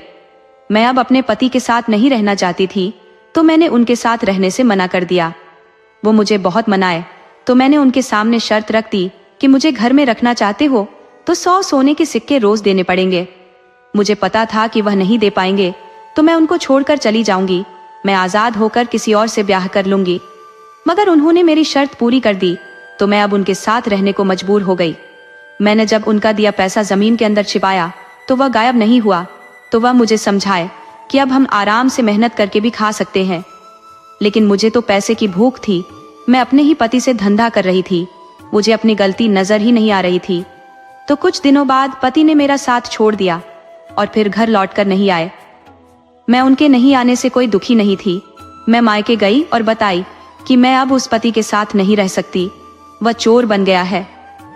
तब माता पिता ने कहा कि जब हमने तेरा ब्याह किया था तब तो वह चोर नहीं था, बीच में चोर कैसे बन गया? तुमने उसे रोका क्यों नहीं? उसके चोर बनने में तेरा भी कोई हाथ है।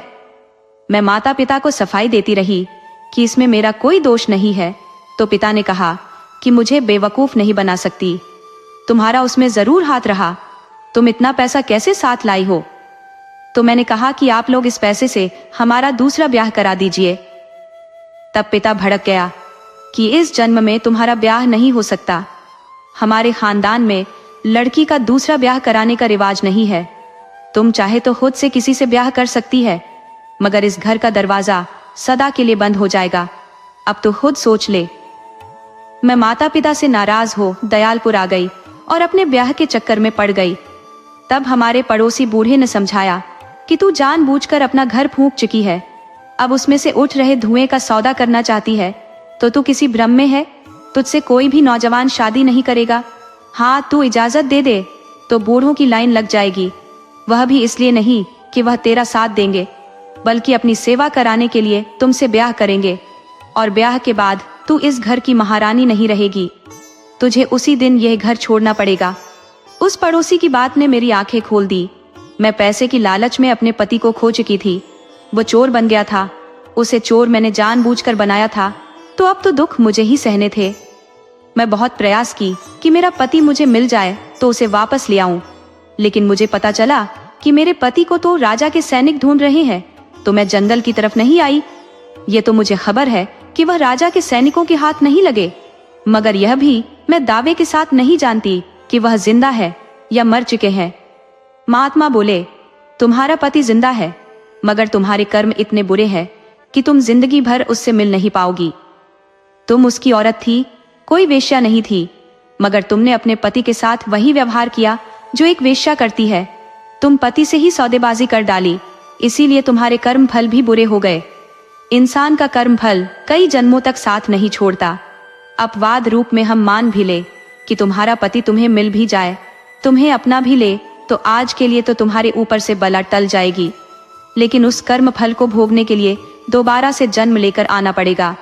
चाहे तुम्हें कई बार जन्म लेना पड़े, कर्म फल भोगने ही पड़ेंगे। देखो, मैं तुझे एक कहानी के माध्यम से समझाता हूँ। पुराने समय में काशी नगर के एक गांव में एक नवयुवती औरत रहती थी। वह भगवान शंकर की भक्ति करती थी, लेकिन उसका मन बहुत चंचल था। वह किसी बलिष्ठ पुरुष को देख लेती तो उसे ललचाई नजरों से निहारती। उसके मन में काम की तीव्र वेदना थी। वह अक्सर सोचती कि एक पुरुष से मेरा ब्याह हो जाता है और पुरुष मेरे अनुरूप नहीं हुआ तो फिर तो मेरी जिंदगी नीरस हो जाएगी। ये सोचकर उसने भोले बाबा से प्रार्थना करनी शुरू कर दी कि मेरे को पति 2 पुरुषों के बराबर बलिष्ठ देना। लेकिन उसकी कथनी में अंतर हो गया। वो भगवान की मूर्ति के सामने बोल गई कि मुझे 2 पुरुष दे देना। भगवान ने उसकी सुन ली। चूंकि वह बचपन में ही ब्याह दी गई थी, तो उसका पति जवान होने पर ले गया। अब इस जन्म में उसका ब्याह नहीं हो सकता था। उसे अपने साधारण पति के साथ ही रहना पड़ा, मगर उसने जो मांग लिया था उसे तो कभी न कभी पूरा होना ही था। समय के साथ औरत बूढ़ी हो गई और मर गई। मरने के बाद उस औरत का जन्म दक्षिण के एक गांव में हुआ। वह जब बालिका थी तभी उसके माता पिता ने ब्याह करा दिया। समय के साथ वह लड़की सयानी हुई, लेकिन जो ब्याह कर गया वह 12 साल तक फिर वापस ही नहीं आया। उसके भाई बंधु कोई नहीं आया। तो लड़की की माँ ने पति से कहा कि लड़की के ससुराल वाले कहीं मर खप गए, पता नहीं उनका क्या हुआ, आप जाकर उनका पता लगाइए।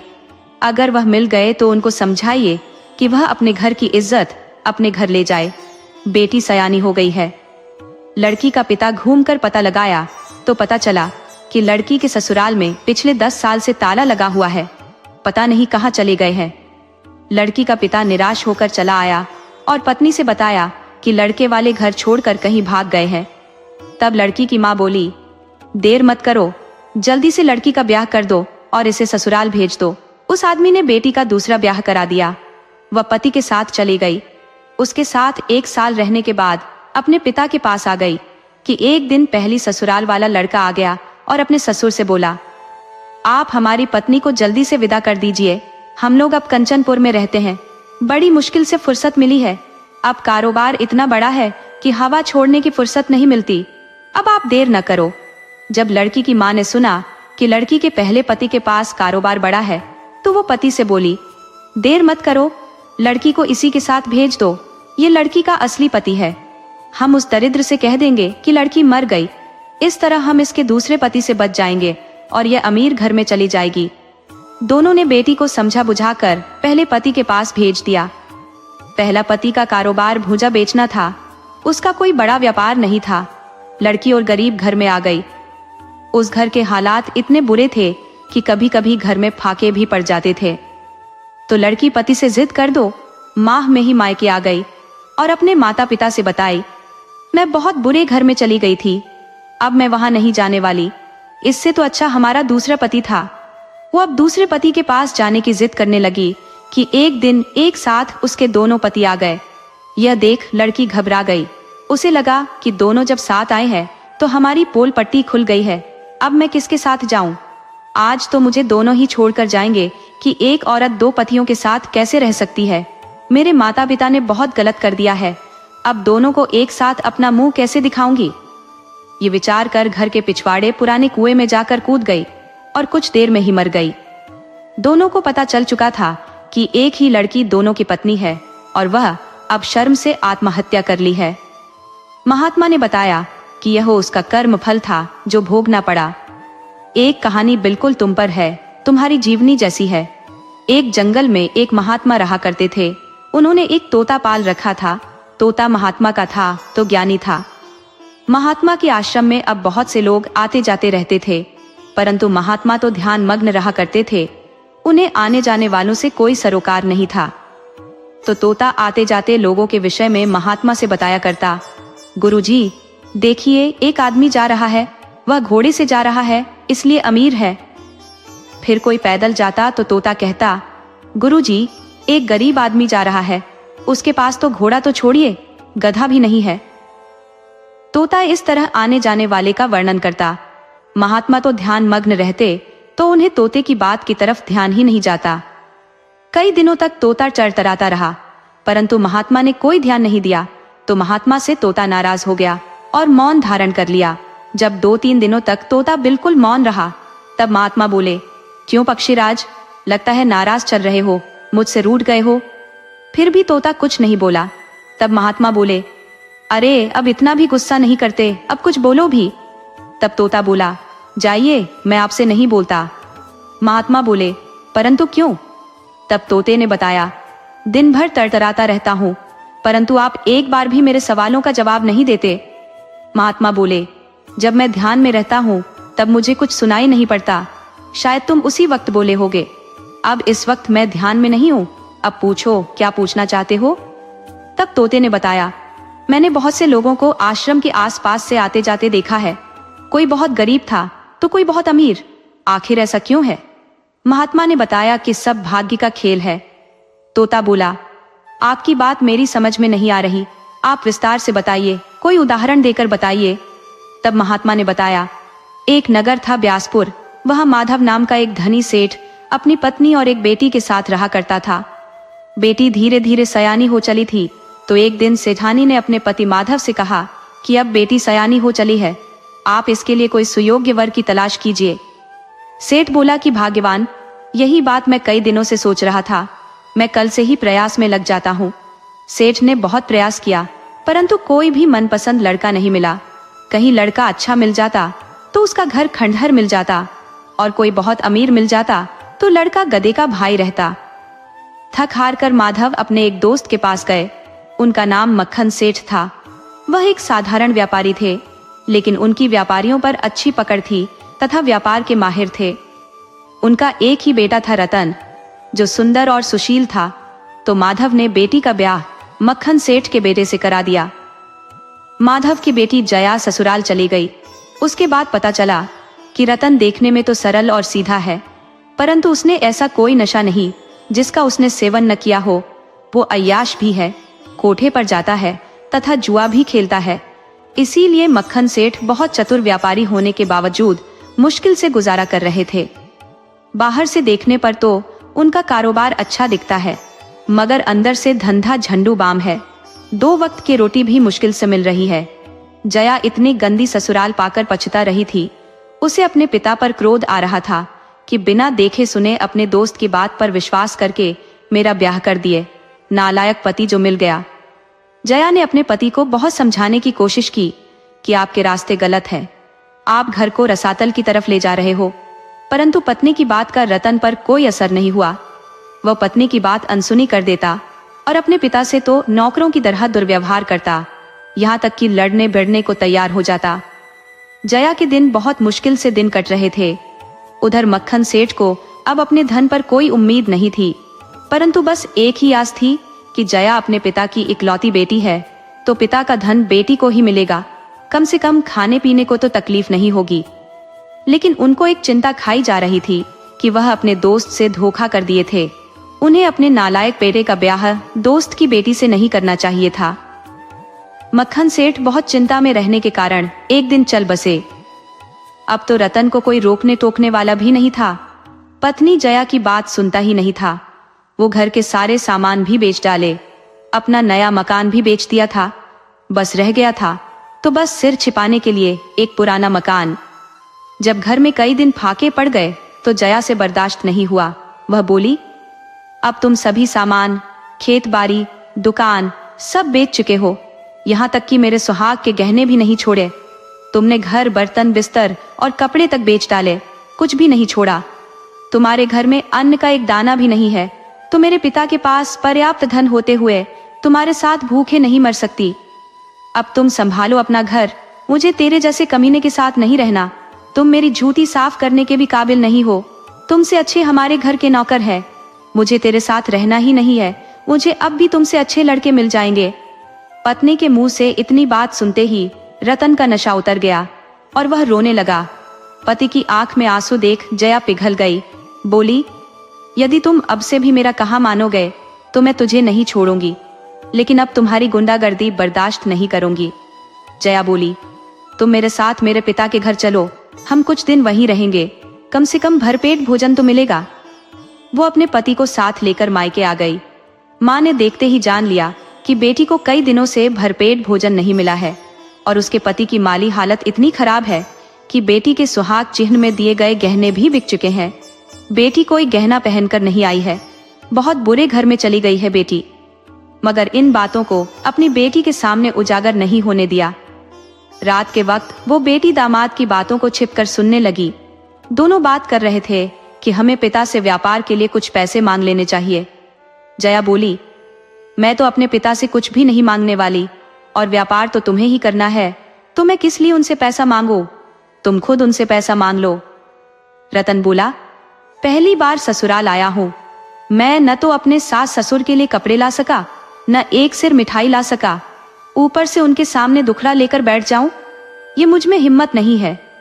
जया की माँ सारी बात सुन रही थी।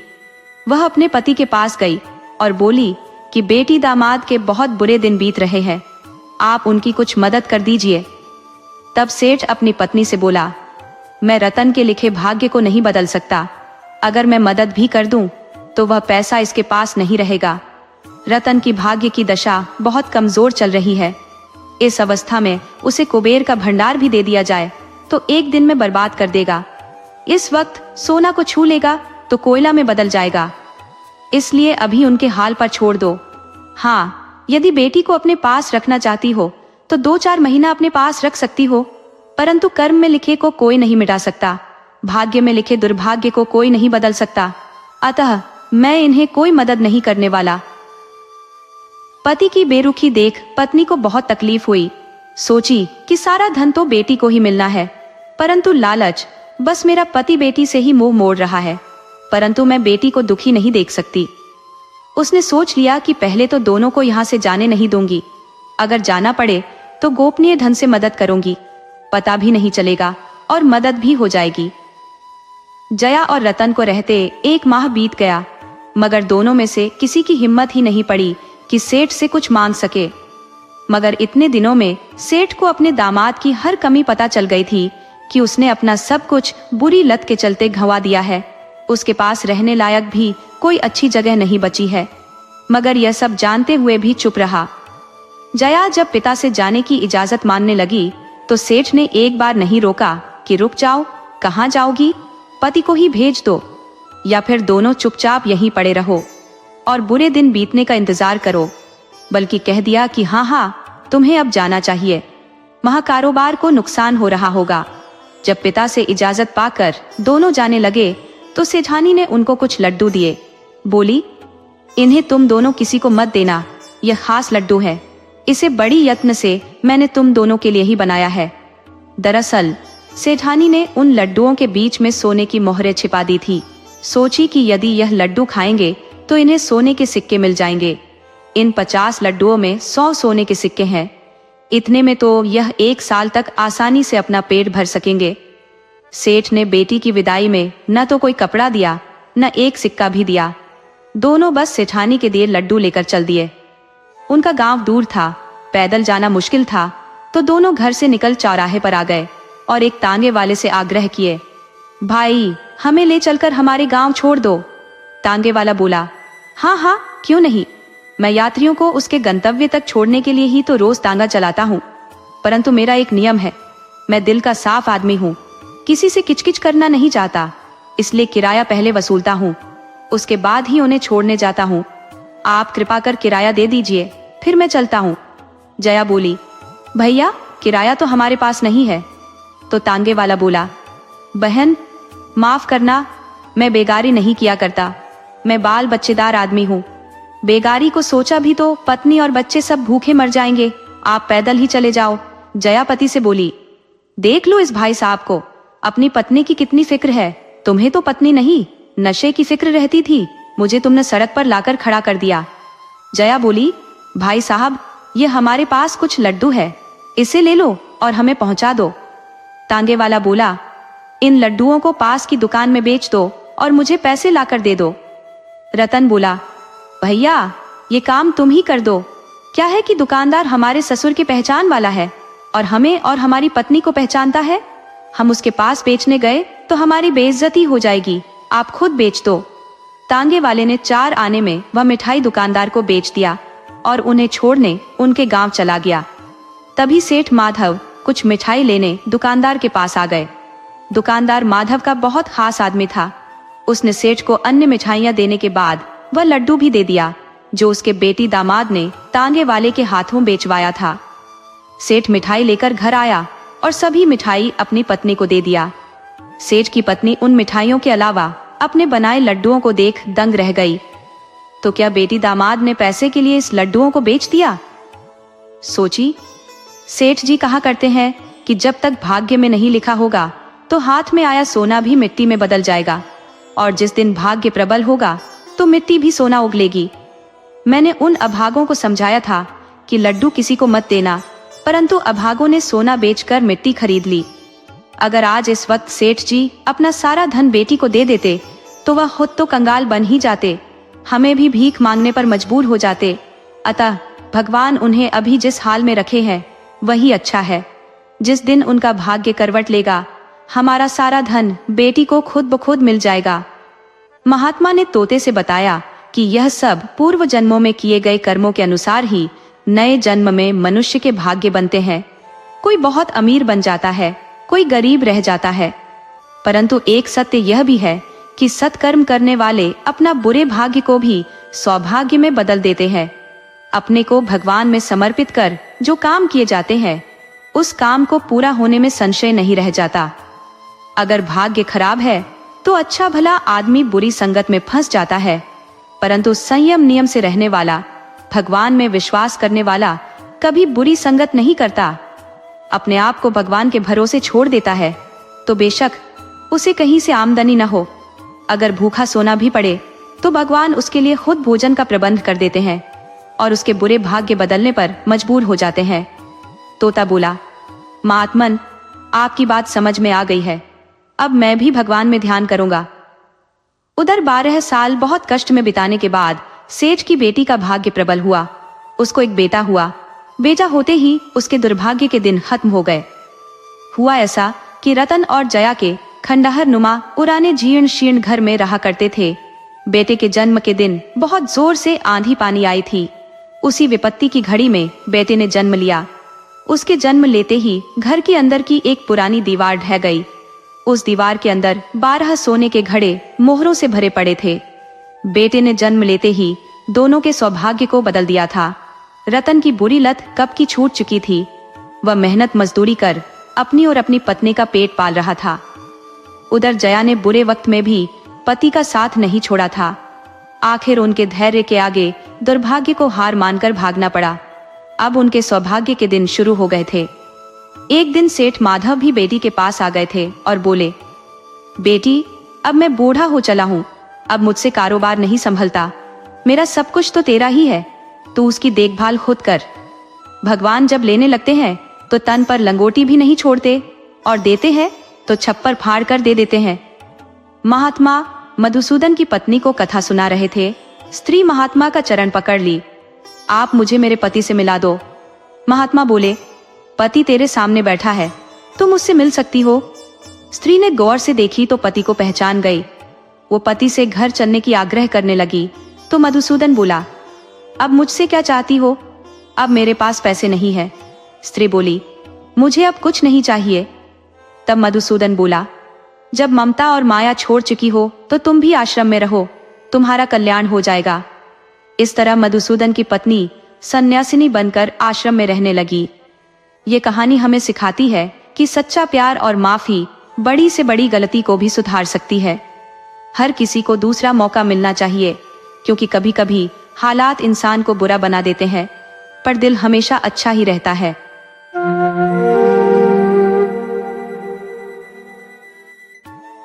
एक समय की बात है, एक गांव में पंडित मायानाथ नाम के एक प्रसिद्ध गुरुजी रहते थे। वे खुद को बहुत बड़ा ज्ञानी और तांत्रिक मानते थे। गांव के लोग उन्हें बहुत सम्मान की नजर से देखते थे, क्योंकि उन्होंने हमेशा खुद को एक महान साधक और सिद्ध पुरुष के रूप में पेश किया था। उनकी बातों में इतना असर था कि लोग उनके हर शब्द को सच मान लेते थे। वे जो भी कहते, भक्त बिना सोचे समझे उस पर विश्वास कर लेते। गुरुजी को यह बात बहुत पसंद थी कि लोग उनकी आज्ञा का पालन करते हैं और बिना किसी सवाल के उनकी हर बात को सच मानते हैं। गुरुजी का आश्रम गांव के किनारे एक बड़े पीपल के पेड़ के नीचे बना हुआ था। वहां हर दिन भक्तों की भीड़ लगी रहती थी। लोग अपनी समस्याएं लेकर आते और गुरुजी उन्हें अजीब अजीब उपाय बताते। कोई भी उनकी बातों को टोकने की हिम्मत नहीं करता था, क्योंकि जिसने भी उनके ज्ञान पर सवाल उठाया उसे गुरुजी ने श्राप देने की धमकी दी। धीरे धीरे गांव के लोग उनसे डरने लगे और उनकी हर बात को आंख मूंदकर मानने लगे। लेकिन गुरुजी को इस बात का एहसास नहीं था कि यह डर और अंधविश्वास उनकी मूर्खता को ज्यादा दिन तक छिपा नहीं पाएगा। गुरुजी को अपनी बुद्धिमत्ता पर इतना घमंड था कि वे किसी से भी सीखने के लिए तैयार नहीं थे। एक दिन गांव में एक बुजुर्ग यात्री आया जो दूर दूर की जगहों पर घूम चुका था और कई गुरुकुलों में विद्या प्राप्त कर चुका था। उसने गुरुजी की बातें सुनी और उसे लगा कि गुरुजी के ज्ञान में कुछ कमी है। उसने विनम्रता से गुरुजी से कहा, गुरुदेव, क्या आपने कभी किसी अन्य विद्वान के साथ शास्त्रार्थ किया है? गुरुजी को यह सवाल सुनते ही गुस्सा आ गया। उन्होंने क्रोध में कहा, मूर्ख, तुम कौन होते हो मेरी परीक्षा लेने वाले? मैं इस क्षेत्र का सबसे बड़ा ज्ञानी हूँ। मेरे सामने किसी भी विद्वान की बुद्धि नहीं टिक सकती। बुजुर्ग यात्री मुस्कुराया और बोला, गुरुदेव, ज्ञान का सही मूल्यांकन तभी हो सकता है जब उसका परीक्षण किया जाए। बिना परीक्षण के ज्ञान का घमंड करना मूर्खता है। गुरुजी को यह बात चुभ गई। उन्होंने अपने भक्तों से कहा, इस अज्ञानी को आश्रम से बाहर निकाल दो। यह मेरी प्रतिष्ठा को ठेस पहुंचाने आया है। भक्तों ने बिना किसी तर्क के गुरुजी का आदेश मान लिया और बुजुर्ग यात्री को धक्के देकर बाहर निकाल दिया। गांव वालों ने यह सब देखा, लेकिन कोई भी गुरुजी के खिलाफ बोलने की हिम्मत नहीं कर सका। समय बीतता गया और गुरुजी का घमंड बढ़ता गया। वे अपने शिष्यों को ऐसे ज्ञान की बातें सिखाते जिनका कोई वास्तविक आधार नहीं होता था। उदाहरण के लिए, एक बार एक किसान उनके पास आया और बोला, गुरुदेव, इस साल मेरे खेत में फसल नहीं हुई। बारिश भी बहुत कम हुई है। क्या कोई उपाय है? गुरुजी ने बिना कुछ सोचे कहा, तुम्हारे खेत की मिट्टी में ग्रहों का दोष आ गया है। अगर तुम अपने खेत की चारों ओर 5 बार उल्टे पैर चलते हुए घूमो और फिर कुएं में एक मटकी दूध डालोगे तो बारिश अवश्य होगी। किसान को यह उपाय अजीब लगा, लेकिन वह गुरुजी के क्रोध से डरता था। उसने वैसा ही किया जैसा गुरुजी ने कहा, लेकिन बारिश नहीं हुई।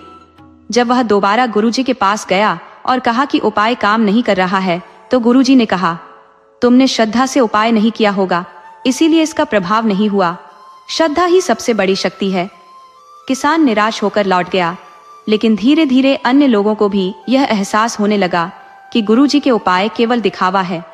लेकिन कोई भी खुलकर यह बात कहने की हिम्मत नहीं कर पा रहा था। गांव में धीरे धीरे एक अजीब माहौल बन रहा था।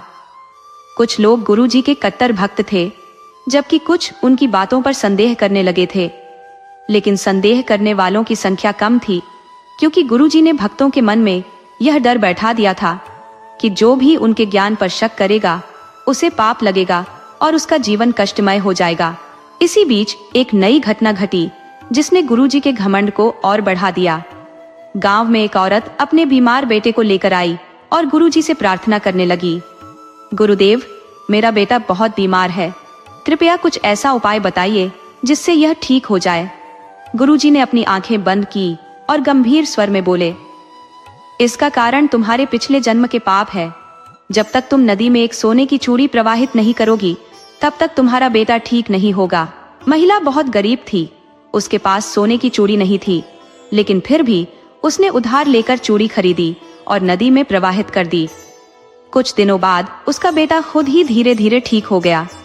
गांव वालों ने मान लिया कि यह गुरुजी की कृपा से हुआ है, लेकिन असल में यह सिर्फ संयोग था। गुरुजी का घमंड 7वें आसमान पर था। वे खुद को अवतार मानने लगे और गांव वालों को अपनी मर्जी से नचाने लगे। लेकिन वे नहीं जानते थे कि उनका यह घमंड बहुत जल्द उनकी मूर्खता को उजागर करने वाला था।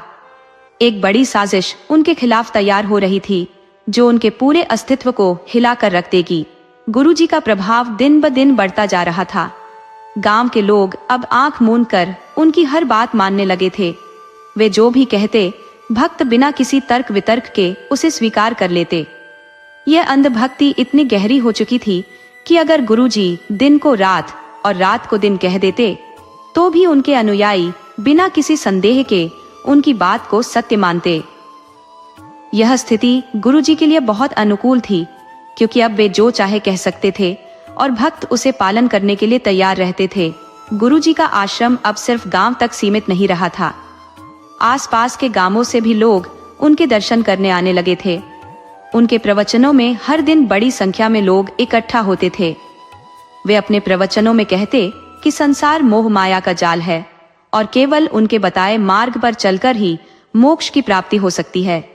उनके शिष्य और अनुयायी उनकी बातों को पूरी तरह से स्वीकार कर चुके थे।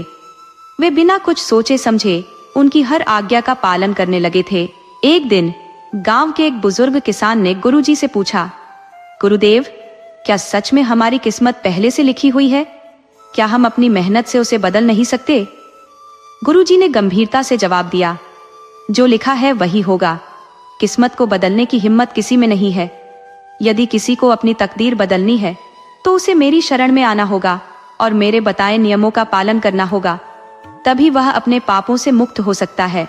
गांव वालों ने इसे एक अटल सत्य मान लिया और अब वे अपने दुखों और परेशानियों का हल मेहनत में नहीं बल्कि गुरुजी के बताए उपायों में ढूंढने लगे। धीरे धीरे वे आलसी और अकर्मण्य होते जा रहे थे। खेती बाड़ी छोड़कर वे अधिकतर समय गुरुजी के आश्रम में भजन कीर्तन करने और चमत्कारों की आस लगाए बैठे रहते थे। गुरुजी इस स्थिति से बहुत प्रसन्न थे। अब उनके पास बहुत धन संपत्ति आने लगी थी। भक्त उन्हें उपहार में सोना, चांदी, अनाज, कपड़े और पैसे देने लगे थे। वे इसे धर्म और पुण्य का काम समझते थे। लेकिन इस अंधभक्ति ने गुरुजी के दिमाग में और अधिक अहंकार भर दिया। वे अब खुद को किसी देवता से कम नहीं समझते थे। लेकिन इस अंधभक्ति के कारण गांव में कई समस्याएं भी उत्पन्न होने लगी थी। गांव के लोग अब हर समस्या के हल के लिए गुरुजी के पास जाने लगे थे, चाहे वह बीमारी हो, व्यापार में नुकसान हो या पारिवारिक विवाद। गुरुजी हर समस्या का समाधान अपने ढंग से देते, जो अक्सर तर्कहीन होता। एक दिन गांव के एक व्यापारी ने आकर कहा, गुरुदेव, मेरा व्यापार बहुत घाटे में चल रहा है। कोई उपाय बताइए जिससे मेरा व्यापार फिर से फल फूल सके। गुरुजी ने अपनी आंखें बंद की, कुछ देर तक ध्यान लगाया और फिर बोले, यह तुम्हारे पूर्वजों के पापों का परिणाम है। यदि तुम अपने घर के आंगन में 5 काले मुर्गे छोड़ोगे और 7 रातों तक बिना भोजन किए रहोगे तो तुम्हारे व्यापार में फिर से लाभ होने लगेगा। व्यापारी ने बिना कुछ सोचे समझे गुरुजी की बात मान ली और वैसा ही किया। लेकिन कुछ हफ्तों बाद भी उसके व्यापार में कोई सुधार नहीं हुआ। उसने फिर गुरुजी से आकर कहा, गुरुदेव, मैंने आपकी दी हुई विधि पूरी श्रद्धा से अपनाई, लेकिन मेरा व्यापार अभी भी घाटे में है। गुरुजी ने गंभीर स्वर में कहा, इसका अर्थ यह है कि तुमने विधि में कहीं न कहीं त्रुटि कर दी होगी। श्रद्धा से किया गया उपाय कभी असफल नहीं होता। अब तुम्हें एक और उपाय करना होगा। व्यापारी अब पूरी तरह से गुरुजी के चंगुल में फंस चुका था। उसने अगले उपाय के लिए हामी भर दी। गुरुजी ने उसे एक और कठिन और महंगा उपाय बता दिया। धीरे धीरे गांव के कई अन्य लोग भी इसी तरह से गुरुजी के ब्रह्मजाल में फंसते जा रहे थे। लेकिन इस अंधभक्ति के कारण गांव में कई परेशानियां भी बढ़ने लगी थी। लोग अब मेहनत करना छोड़ रहे थे और हर चीज के लिए गुरुजी के आशीर्वाद पर निर्भर हो रहे थे। कई लोगों ने अपने गहने और जमीन जायदाद बेचकर गुरुजी को दान में दे दी थी, ताकि वे उनके पापों से मुक्त हो सके। इसी बीच गांव में एक शिक्षित युवक आया जिसका नाम समीर था। वह बचपन में ही गांव छोड़कर शहर पढ़ाई करने चला गया था और अब वापस लौटा था। उसने गांव की बदली हुई स्थिति देखकर हैरानी जताई। जब उसने सुना कि गांव वाले अब मेहनत छोड़कर गुरुजी के उपायों पर निर्भर हो गए हैं, तो उसे बहुत चिंता हुई। एक दिन समीर ने अपने पिता से पूछा, पिताजी, क्या गुरुजी सच में इतने बड़े ज्ञानी हैं कि वे भविष्य भी देख सकते हैं और लोगों की तकदीर बदल सकते हैं? उसके पिता बोले, बेटा, गुरुजी बहुत बड़े संत हैं। उनके पास अद्भुत शक्तियां हैं। वे जो भी कहते हैं वह सच होता है। तुम उनकी बातों पर संदेह मत करो। समीर को समझ में आ गया कि गुरुजी ने पूरे गांव को अंधभक्ति के दलदल में धकेल दिया है। उसने गुरुजी की असलियत उजागर करने का निश्चय किया। लेकिन यह आसान नहीं था, क्योंकि पूरे गांव में गुरुजी के भक्तों की भरमार थी। अगर वह खुलकर गुरुजी का विरोध करता तो गांव वाले उसे ही दंड देने पर उतर आते। इसलिए उसने एक योजना बनाई। वह गुरुजी के आश्रम गया और बड़े ही श्रद्धा भाव से उनके चरणों में गिर पड़ा। उसने कहा, गुरुदेव, मैंने सुना है कि आप बहुत बड़े ज्ञानी हैं और आपको भविष्य का ज्ञान भी है। मैं आपकी शरण में आना चाहता हूँ। गुरुजी को उसकी बातें सुनकर प्रसन्नता हुई। वे मुस्कुराकर बोले, वत्स, तुमने सही निर्णय लिया है। अब तुम्हारा जीवन धन्य हो जाएगा। समीर अब गुरुजी के आश्रम में नियमित रूप से जाने लगा। वह हर दिन उनके प्रवचनों को सुनता और भक्तों से बातें करता। धीरे धीरे उसने गांव वालों से उनकी समस्याओं और गुरुजी के उपायों के बारे में जानकारी इकट्ठा करनी शुरू कर दी। उसे यह समझ में आ गया कि गुरुजी के सभी उपाय केवल अंधविश्वास पर आधारित थे और उनका वास्तविकता से कोई लेना देना नहीं था। लेकिन समीर जानता था कि केवल जानकारी इकट्ठा कर लेना काफी नहीं है। उसे कुछ ऐसा करना होगा जिससे गांव वालों की आंखें खुले। इसलिए उसने गुरुजी को उनकी ही बातों में फंसाने की योजना बनाई।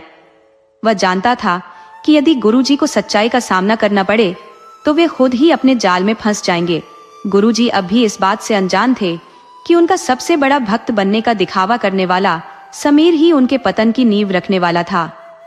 लेकिन समीर को भी यह नहीं पता था कि यह लड़ाई इतनी आसान नहीं होगी। गुरुजी केवल मूर्ख नहीं थे, बल्कि वे बहुत चालाक भी थे। समीर अब गुरुजी के सबसे विश्वसनीय अनुयायियों में से एक बन चुका था। हर प्रवचन में वह सबसे आगे बैठता, उनके हर शब्द को ध्यान से सुनता और श्रद्धा से सिर हिलाता। गांव वाले अब उसे भी एक आदर्श भक्त मानने लगे थे, लेकिन उसके मन में कुछ और ही चल रहा था। वह धैर्यपूर्वक सही समय का इंतजार कर रहा था, जब वह गुरुजी की असलियत को सबके सामने ला सके। गुरुजी के आश्रम में समीर की बढ़ती भक्ति देखकर गुरुजी भी प्रसन्न थे। वे सोचते थे कि यह युवक गांव वालों पर उनका प्रभाव और बढ़ा सकता है, इसलिए वे समीर को विशेष ध्यान देने लगे। एक दिन गुरुजी ने उसे अपने पास बुलाया और बोले, वत्स, तुम्हारी भक्ति से मैं प्रसन्न हूँ। अब समय आ गया है कि मैं तुम्हें कुछ गुप्त ज्ञान प्रदान करूं। समीर ने हाथ जोड़कर सिर झुका लिया। गुरुदेव, मैं धन्य हो गया। कृपया मुझे वह ज्ञान दे जिससे मैं आपके चरणों में और अधिक समर्पित हो सकूं। गुरुजी ने उसे आश्रम के एक गुप्त कक्ष में बुलाया।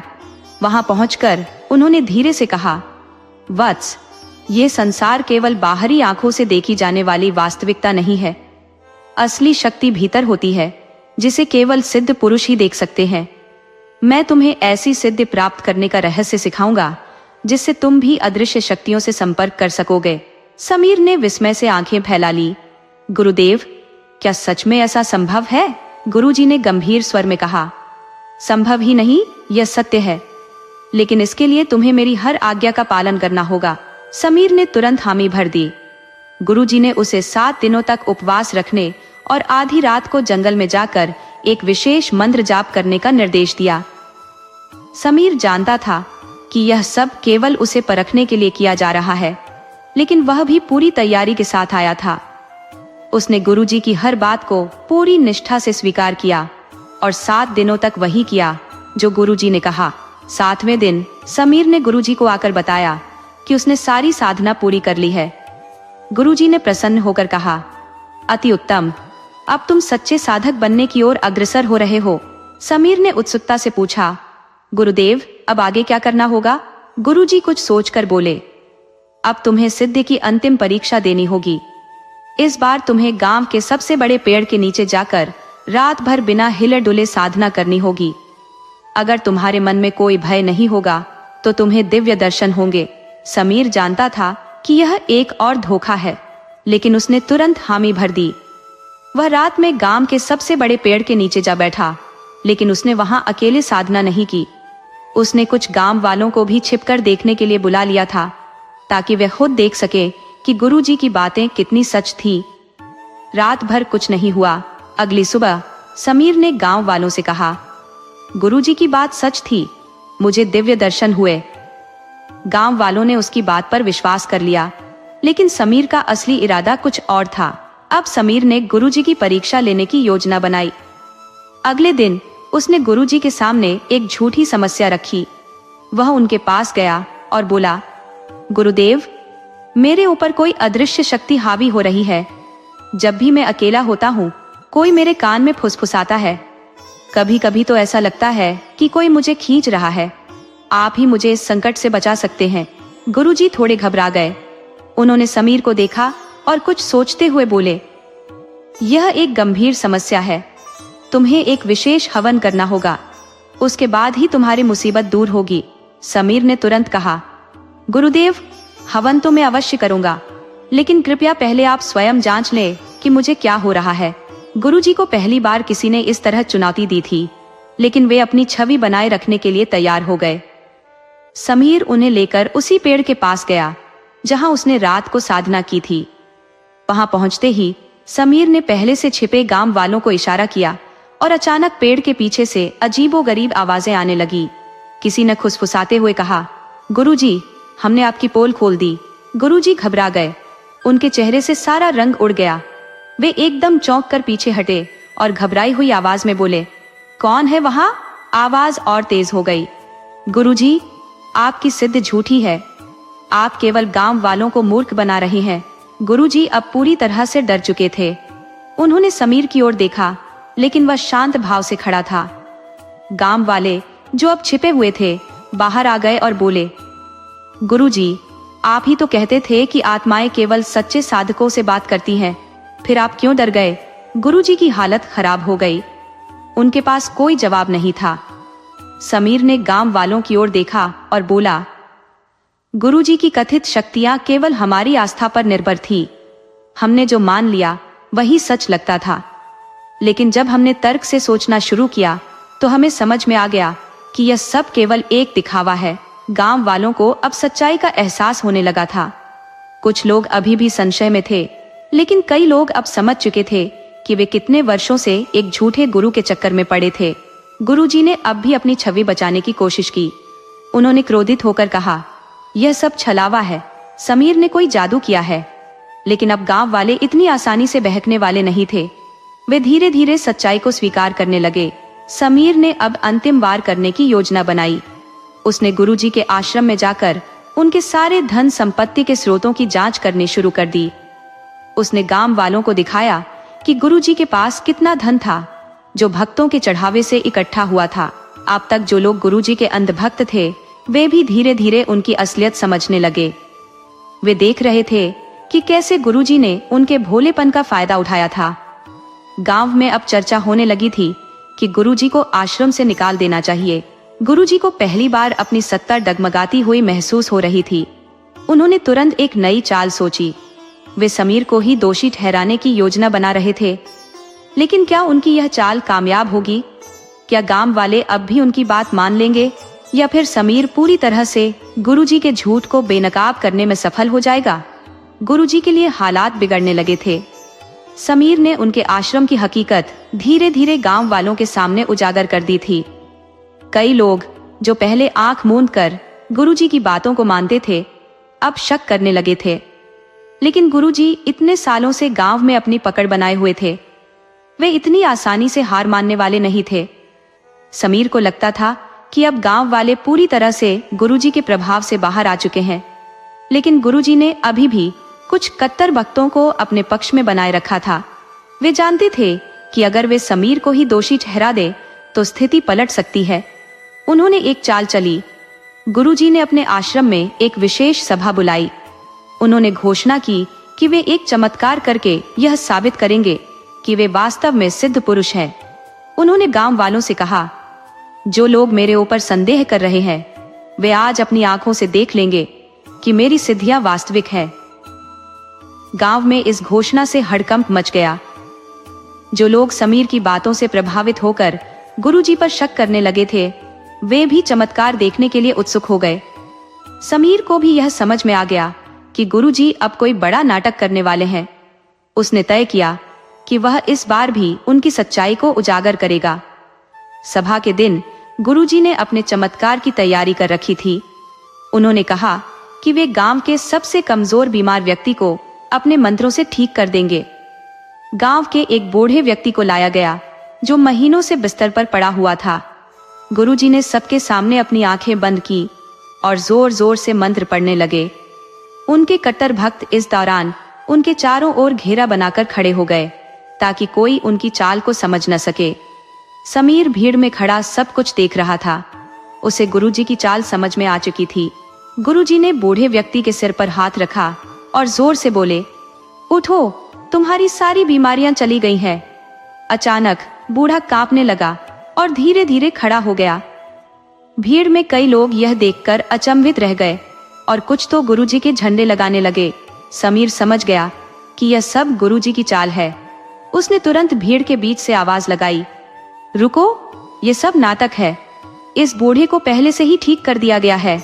गुरुजी समीर की इस बात से तिलमिला उठे और बोले, अगर तुम यह साबित कर दो कि यह सब झूठ था, तो मैं अपने आश्रम को हमेशा के लिए छोड़ दूंगा। समीर को यह मौका चाहिए था। वह बूढ़े व्यक्ति के पास गया और उससे धीरे धीरे सवाल पूछने लगा। बुजुर्ग हड़बड़ा गया और उसके जवाब गड़बड़ा गए। तभी समीर ने गांव वालों से कहा, अगर गुरुजी में इतनी ही शक्ति है तो वे किसी भी व्यक्ति को ठीक कर सकते हैं। क्यों ना हम खुद तय करें कि कौन बीमार है। गांव वाले भी अब पूरी तरह से जागरूक हो चुके थे। उन्होंने तुरंत ही भीड़ में से एक और बीमार व्यक्ति को आगे लाने को कहा। ये देखकर गुरुजी के चेहरे का रंग उड़ गया। गुरुजी ने बहाने बनाने की कोशिश की, लेकिन गांव वालों ने अब उन्हें घेर लिया था। समीर ने सबको बताया कि कैसे गुरुजी लोगों की भावनाओं का फायदा उठाते थे और चमत्कारों का नाटक करते थे। धीरे धीरे गांव वालों को समझ आ गया कि वे इतने वर्षों तक एक धोखेबाज के चंगुल में फंसे हुए थे। गुस्साए गांव वालों ने गुरुजी को अपने गांव से बाहर निकालने का फैसला किया। कुछ भक्त अभी भी गुरुजी के पक्ष में थे, लेकिन जब बहुमत उनके खिलाफ हो गया तो गुरुजी को गांव छोड़कर जाना पड़ा। गांव में एक नए युग की शुरुआत हुई। लोग अब किसी भी अंधविश्वास में नहीं फंसते थे। समीर की मेहनत रंग लाई थी। गांव में अब शिक्षा और जागरूकता का प्रकाश फैल चुका था और उस दिन से किसी भी ढोंगी गुरु को गांव में जगह नहीं मिली।